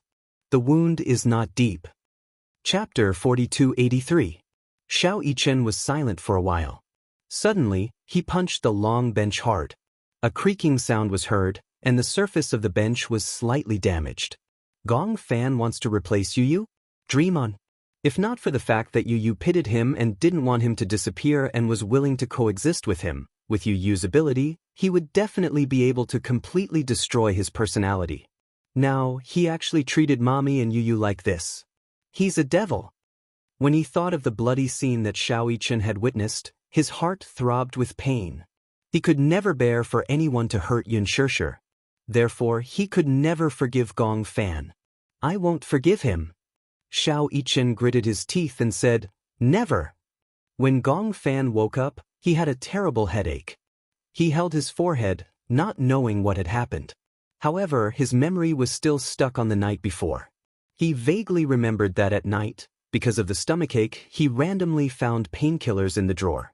He didn't care about the dosage and took 4 or 5 pills in one go. After that, he didn't expect that not only did it not work, but his whole body started to spin and it started to become difficult to breathe. He curled up on the bed, thinking that it was a side effect of taking the painkillers. He wanted to endure it and get through it. In the end, he couldn't get through it. When he regained some consciousness, he was already in the hospital. In the resuscitation room, while he was in a daze, he felt the doctor continuously moving a tube into his throat. It was painful. When the tube went in, Gong Fan shuddered and spat out everything in his stomach. He wanted to bend over, but the doctor forced him to stay still. At that time, The doctor compared him to those who were seeking death. Those who came to the hospital to have their stomachs pumped were children under the age of 3 who had eaten by mistake. However, those above the age of 8 who came were basically suicidal and had taken sleeping pills or pesticides. Therefore, the doctors and nurses thought that Gong Fan was also trying to die. When they saw that he was about to sit up, they nervously surrounded him and held him down tightly. Under such torture, his consciousness became clearer and clearer. There was water all over the bed, and it was hard to tell what was from the gastric lavage and what was vomited out. He felt like a fish on a chopping board waiting to be slaughtered. He struggled in pain, feeling the baptism of the doctors' and nurses' cold gazes. By the time the gastric lavage was over, Gong Fan was already exhausted. Immediately after, the nurse inserted a needle into his wrist, and after that he lost consciousness. That was probably the effect of the sedative. He began to have nightmares. In the nightmares, he seemed to be floating in the sky, and below him was his body lying quietly on the hospital bed, motionless. His face was as white as wax, without any signs of life or blood. Beside the bed, Yun Shirshir sat on a small stool and was carefully peeling the apple for him with a fruit knife. She also carefully cut the apple into pieces. Gong Fan did not know what had happened. He only felt that the person on the bed had sat up. He was shocked and did not understand what was going on. He even suspected that his personality had been exiled and was no longer in his body. His body actually started to move on its own. Was he dreaming? Chapter 4284. But why did the voice in the image seem so real? At that time, was Yu the one controlling your body? Just as he was wondering, he saw the child on the bed snatch the fruit knife from Yun Shirshir's hand. Under her shocked and terrified gaze, he raised the fruit knife in his hand high and stabbed it at Yun Shirshir at lightning speed. No! He screamed at the top of his lungs to stop it. He felt as if his soul had flown to Yun Shirshir. He opened his arms, wanting to block the knife for her. However, the fruit knife pierced through his body and went straight into Yun Shirshir's abdomen. Was it a dream? Gong Fan held his head in vexation. He only felt a faint pain in his temples, and his forehead was also in great pain, as if he had been punched by someone. He lifted the blanket and got out of bed. Just as he walked out of the ward, he saw a few people in the lobby. The reason why he described it as dark was because there were a few bodyguards standing in the lobby. They were tall and well-built, making the entire room seem much smaller. Gong Fan was instantly alerted and glanced at them. When the bodyguards saw that he had woken up, they immediately sent someone to inform Mu Yaja outside the door. Mu Yaja and Xiao Yichen walked in. When Gong Fan saw them, he didn't see Yun Shirshir and was instantly suspicious. "Where's Mommy?" Xiao Yichen's expression was already unpleasant when he saw him. When he heard him mention Yun Shirshir, his expression became even more tense. "You're not allowed to mention Mommy," Xiao Yichen said coldly. "You don't deserve to call her Mommy." Gong Fan was baffled by his cold demeanor, and his tone was somewhat frosty. "Why are you yelling at me?" He had never seen Xiao Yichen so angry before, so he couldn't help but feel a little strange. Xiao Yichen had never been so fierce to him. He had always spoken to him gently. However, at this moment, Gong Fan saw hatred on Xiao Yichen's face. He actually felt a little unfamiliar. What's wrong? Gong Fan didn't know why Xiao Yichen was glaring at him with such hatred. What exactly happened? Stop playing dumb with us. Why don't you just say it directly? What is your purpose? Gong Fan. He didn't know how to answer this question. Objective? Gong Fan could not help but laugh. What motive? What purpose do you think I have? I know, you must want to replace Yu, right? Xiao Yichen was on the verge of losing control. Mu Yaja immediately grabbed his shoulder and scolded, "Don't talk nonsense." "I'm not talking nonsense. It was all his fault. It's all his fault." Xiao Yichen's eyes were bloodshot. Ever since he appeared, this family has been turned upside down. Originally, this wouldn't have happened. It was all his fault. He wanted to destroy this family. No matter how calm Gong Fan was when he heard this, he couldn't pretend to be shocked. His facial muscles tensed up slightly, and a look of disappointment flashed across his eyes. Gong Jie was guarding Yun Shirshir's ward. Hua Jin was standing outside the door. When he heard the commotion in the room, he rushed in. However, when he saw the confrontation between the two parties, he was a little dazed. What's going on? Why are the two of them arguing? Chapter 4285. He and I have never been brothers. Xiao Yichen was so angry that he started to speak without thinking. You has always been my brother. He's not my brother, he's just an intruder. Gong Fan's face turned even uglier when he heard this. His face turned red, but he stubbornly pursed his lips and didn't say a word. Even though he pretended to be calm, Xiao Yichen's cold and resolute words had already set off a storm in his heart. He and I have never been brothers. Yu has always been my brother. He's not my brother, he's just an intruder. An intruder? So, in Xiao Yichen's heart, he was just an intruder? Was it the same in other people's hearts as well? Gong Fan's lips trembled slightly. When he thought of this possibility, it was as if his heart was being pierced. He lifted his head and looked at Mu Yaja and Hua Jin. His gaze swept across every inch of their faces, trying his best to catch a hint of what they were thinking. Was the concern in their eyes sincere? Or was it just an act? Or were they worried that he would harm Yu, so they were just acting, pretending to be concerned about him and treating him like family? Was all of this fake? When he thought of this, Gong Fan felt as if countless sharp swords were piercing his heart. Sad Gong Fan lowered his head in a daze, revealing a desolate expression. When Xiao Yichen saw this, he thought that he was still acting.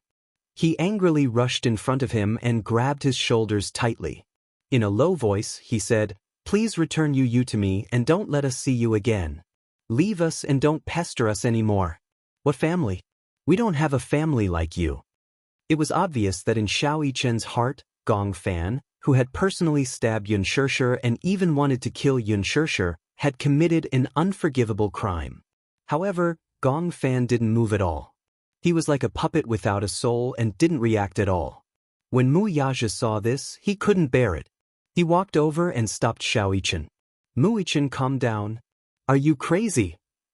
He felt that this matter wasn't that simple, but he was an adult after all.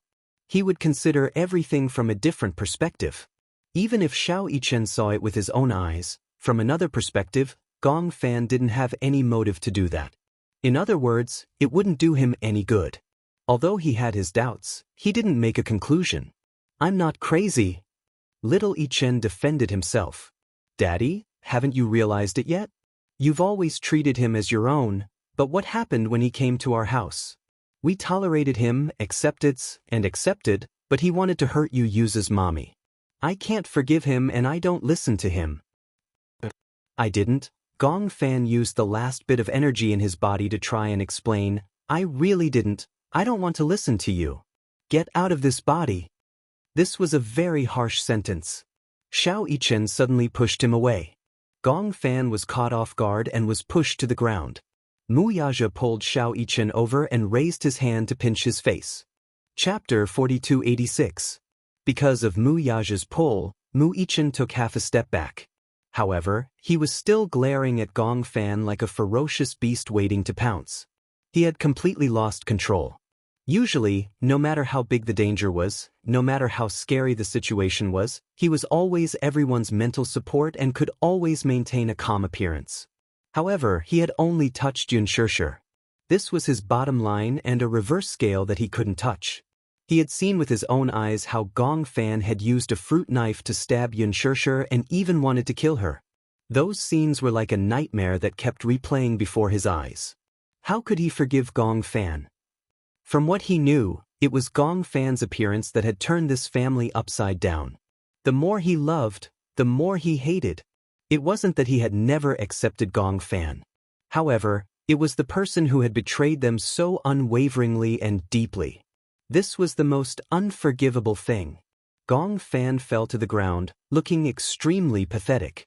Hua Jin walked over and wanted to comfort him, but Gong Fan carefully broke free.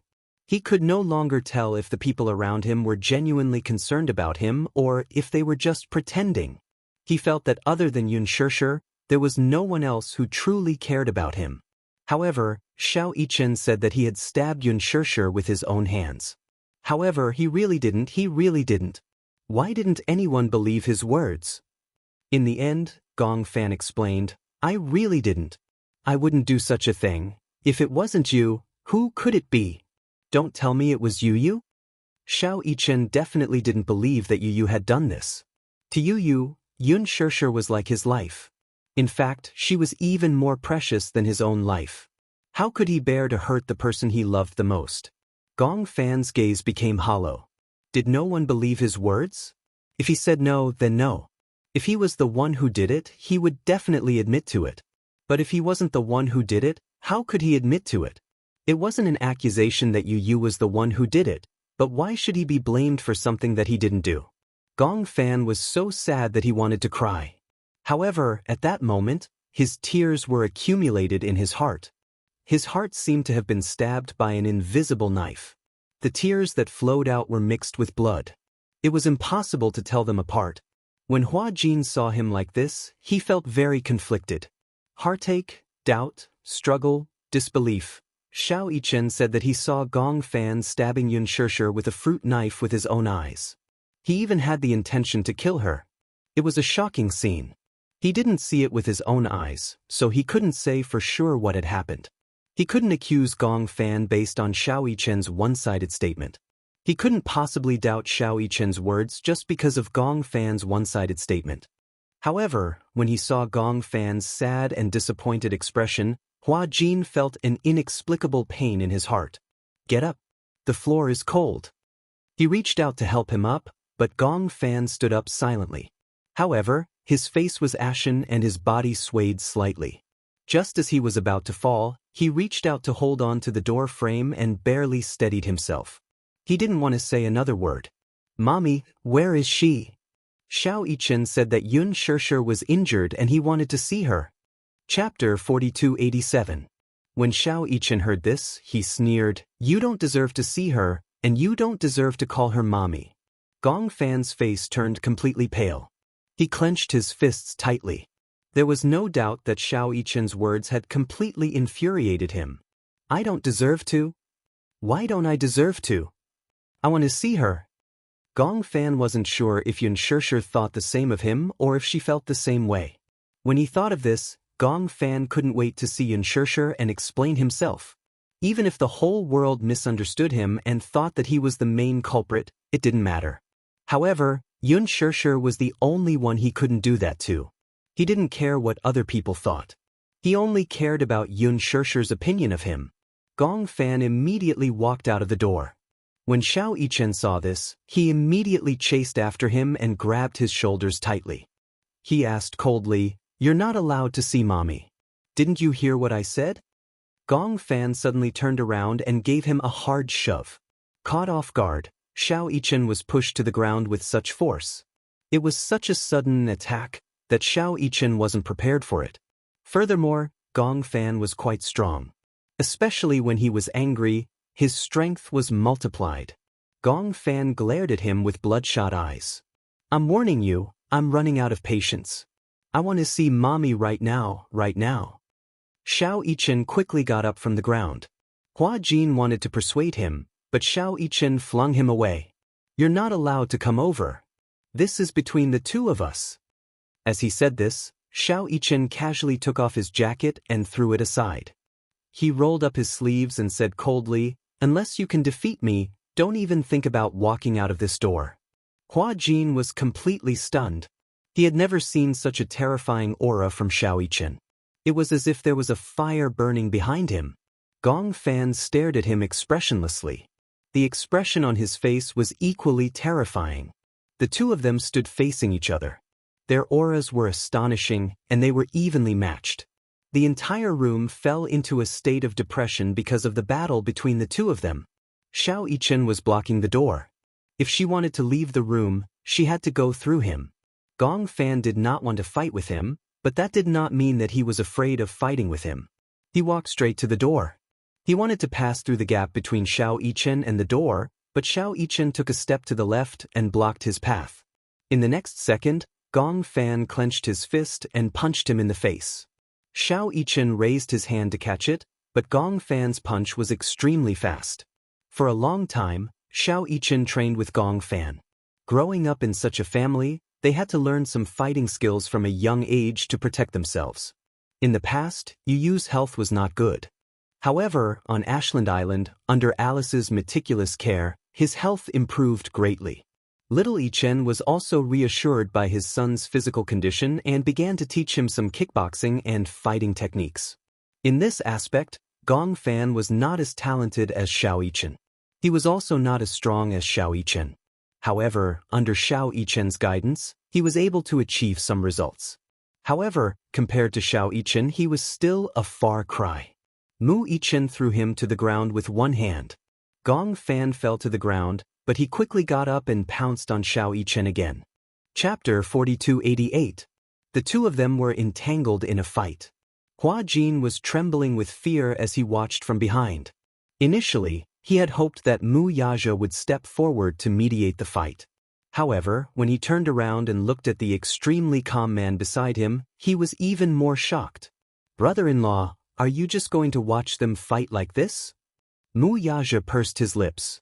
"It's useless for me to mediate when the two of them are fighting. Why don't we just pull them apart?" "Don't worry, Xiao Ichen won't hurt Xiao Ichen. Even if Gong Fan uses all kinds of methods, he won't be able to hurt Xiao Ichen."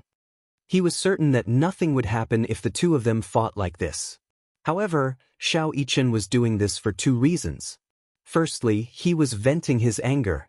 Secondly, he was giving himself a reason to trust Gong Fan again. He must be telling himself that if Gong Fan defeated him, he would reluctantly trust him again. Hua Jin watched helplessly as Gong Fan clenched his fists and grabbed Xiao Ichen's collar. Then he punched him repeatedly in the face. Xiao Ichen tilted his head left and right and nimbly dodged the attacks.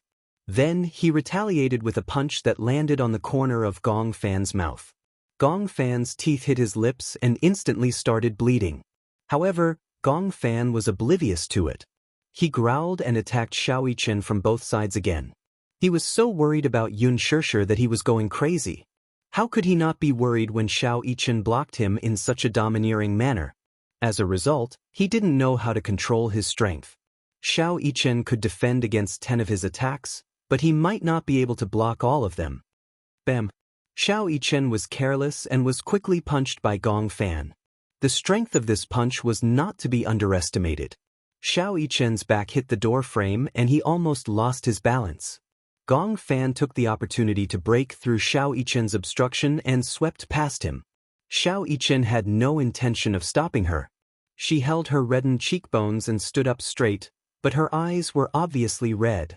Hua Jin immediately walked over and asked worriedly, "Does it hurt? Is it important?" "It's fine." Xiao Ichen pushed him away in annoyance. "Don't talk to me." As he spoke, he walked to the sofa and sat up. It was obvious that his anger had not subsided. Hua Jin's hands hung down helplessly, and he rubbed his forehead with a headache. Mu Yaja said, "You've already fought. Enough is enough. It's time to stop." With that, he left as well. Xiao Ichen leaned against the sofa. His messy fringe fell over his eyes and covered his eyes, but it couldn't hide the viciousness in his eyes. Yun Shirshir, female, 29 years old. At the nurse's desk, Gong Fan provided his name and age and asked the nurse to help find out which ward Yun Shirshir was in. The patient is currently in intensive care unit A029. However, you can't visit her in the ward yet. "Oh, thank you." Gong Fan turned around and walked into ward A029. The nurse looked at Gong Fan's back view and couldn't help but mumble enviously, "This little guy is so cool." Gong Fan walked to the door of the ward and saw Gong Jie sitting on the long bench outside the ward. When he heard footsteps, he immediately looked up. When he saw that it was him, his expression changed slightly. "You're awake?" He was a little wary. Xiao Ichen said that Yun Shirshir was stabbed by Gong Fan and that he even wanted to kill her. Hence, he was wary. However, he didn't show any signs of being particularly wary. This was because he was confident that he could protect Yun Shirshir well. When Gong Jie saw that the corner of Gong Fan's mouth was broken, he guessed that it was Xiao Ichen's arm. He knew that the two little guys must have fought. Chapter 4289. The window curtains were drawn and the nurse was changing the dressing inside. Gong Fan stood outside the window and couldn't see inside. Hence, he turned around and asked Gong Jie, "How's mommy?" It was as if he didn't know that Yun Shirshir was so badly injured because of him. Gong Jie was suspicious. "Don't you remember what happened before?" When Gong Fan heard this, he was very disappointed. "You also suspect that I stabbed her?" Gong Jie was very calm and didn't overreact. "This is the truth. You stabbed mommy, didn't you? Xiao Yichen and your daddy saw it with their own eyes." "I didn't," Gong Fan explained. Of course, he didn't expect Gong Jie to believe him. He didn't care what Gong Jie thought of him. He only cared about Yun Shirshir. Gong Jie stood up and looked at him seriously. He frowned slightly. "What's your motive? What good does it do you to stab your mommy?" When Gong Fan heard this, he smiled indifferently. "Why do you only suspect me and not you?" Gong Jie was stunned. "It can only mean that you don't have the heart to accept me. All that talk about peaceful coexistence and treating me as your own is a joke. I don't believe that you will suspect you, but you will easily suspect me because my existence is a danger to you and you. Is that so?" Gong Jie's sharp questioning made Gong Fan's expression change endlessly. "At the end of the day, to you, an outsider will always be an outsider. Xiao Yichen said that I'm an intruder. I'm sure you, Mu Yaja, and Hua Jin are all intruders, right? The reason why you treat me so carefully is because you're worried that if I lose control, I will harm you, right?" The more Gong Fan spoke, the more his voice trembled. Intruder. This word was too hurtful to him. Especially when Xiao Yichen said this word through gritted teeth, his heart felt as if someone had cut it open with a knife. Until now, it was still in a bloody state. When Gong Jie heard this, he was speechless. "But you have nothing to say?" Gong Fan took a deep breath. "Forget it. I don't care what you think of me. I want to see mommy." Gong Jie said, "You can't enter the ward now. But now is the infection period. We can only do that after the infection period." When Gong Fan heard this, he did not say another word. He turned around and sat on the bench without saying a word. Mu Yaja soon after. Gong Jie was scrutinizing Gong Fan, but Gong Jie, Gong Fan's. He walked over and said calmly, "You can't visit him yet." "I know. You can come again later." "I want to stay here and wait." Seeing how stubborn he was, Mu Yaja didn't say anything else. He looked at Gong Fan, who was staring at the window stubbornly. His hands were clenched into fists and placed on his knees. His shoulders were trembling slightly. His eyes turned red, but just as tears were about to flow out of his eyes, he forced them back. No one knew how much he was suffering and how uneasy he was. Even if in everyone's eyes, he was the culprit and everyone believed that he was the one who wanted to harm Yun Shirshir, he didn't care. He didn't care. Chapter 4290. He didn't know what kind of injury Yun Shirshir had suffered, but he could only imagine how painful it must have been for the fruit knife to be pulled out from her abdomen. Would mommy still believe him? What if she didn't believe him? Just imagining Yun Shirshir waking up and looking at him like how little Yichen looked at him was more hurtful than being stabbed hundreds of times with a knife. Heartache, uneasiness, panic, fear, all kinds of emotions lingered in his heart. He persevered alone. Gong Jie silently examined the child in front of him. He saw loneliness and stubbornness in his eyes. It was the kind of loneliness that seemed to be abandoned by the whole world, but still stubbornly holding on to his own stubbornness. Mu Yaja walked over with heartache, gently holding his shoulder and squeezing it. As a father, Mu Yaja had always expressed his feelings to his two sons in such a deep way. He usually didn't say any gentle words, but sometimes he would give them a firm look, and sometimes he would silently support them. Gong Fan could feel his heartache from his actions. He lowered his head but didn't look at him. His eyes fell on the ground, and his mind was empty. No one knew what he was thinking. Now, his thoughts were in a mess. He only hoped that Yun Shirshir would wake up soon. Even if he couldn't enter the ward, just looking at her through the window was enough. After a while, the beaded curtains of the window were pulled up. The nurse walked out with a tray. Gong Fan saw the alcohol swabs and gauze stained with blood on the tray, and his heart clenched. Gong Jie stood up and walked over, asking worriedly, "How is she?" The doctor said that there's no danger, but the wound is still infected, so she can't go in for the time being. When the dressing is changed tomorrow, if her condition is good, we can visit her normally. Gong Jie was still worried when he heard this. Is the wound deep? How should I put it? The nurse said helplessly, the wound is not fatal, but it's very deep. When the knife was pulled out, it left a second wound on the wound. The area of the wound is very large, and the skin is rolled up, so it's easy to get infected. However, her condition is good now, but she can't get out of bed for the time being. Gong Jie nodded his head at that and let her go. As soon as the nurse left, Mu Yaja and Gong Fan stood up almost at the same time and rushed to the window. Through the window, they looked at Yun Shirshir, who was lying quietly on the hospital bed. Yun Shirshir's expression was very ugly. Her eyes were tightly shut, and her hair was scattered messily on the pillow. The blood bag had been replaced with a new one, but it was still flowing into her body. Mu Yaja felt sorry for himself. Mu Yaja was even willing to take the pain on her behalf. Gong Fan felt upset when he saw this. He really didn't know what had happened to him and why things had turned out this way. Was this really his doing? Gong Fan started to doubt himself. Xiao Yichen said that he was the one who stabbed him. Even Mu Yaja and Gong Jie looked at him suspiciously. What was wrong with him? Gong Fan actually felt a chill run down his spine. After calming down, he also felt that something was wrong. When he recalled that nightmare, he felt that it wasn't a simple dream, but more like his body was being controlled by someone else. But who could be controlling him? No one knew.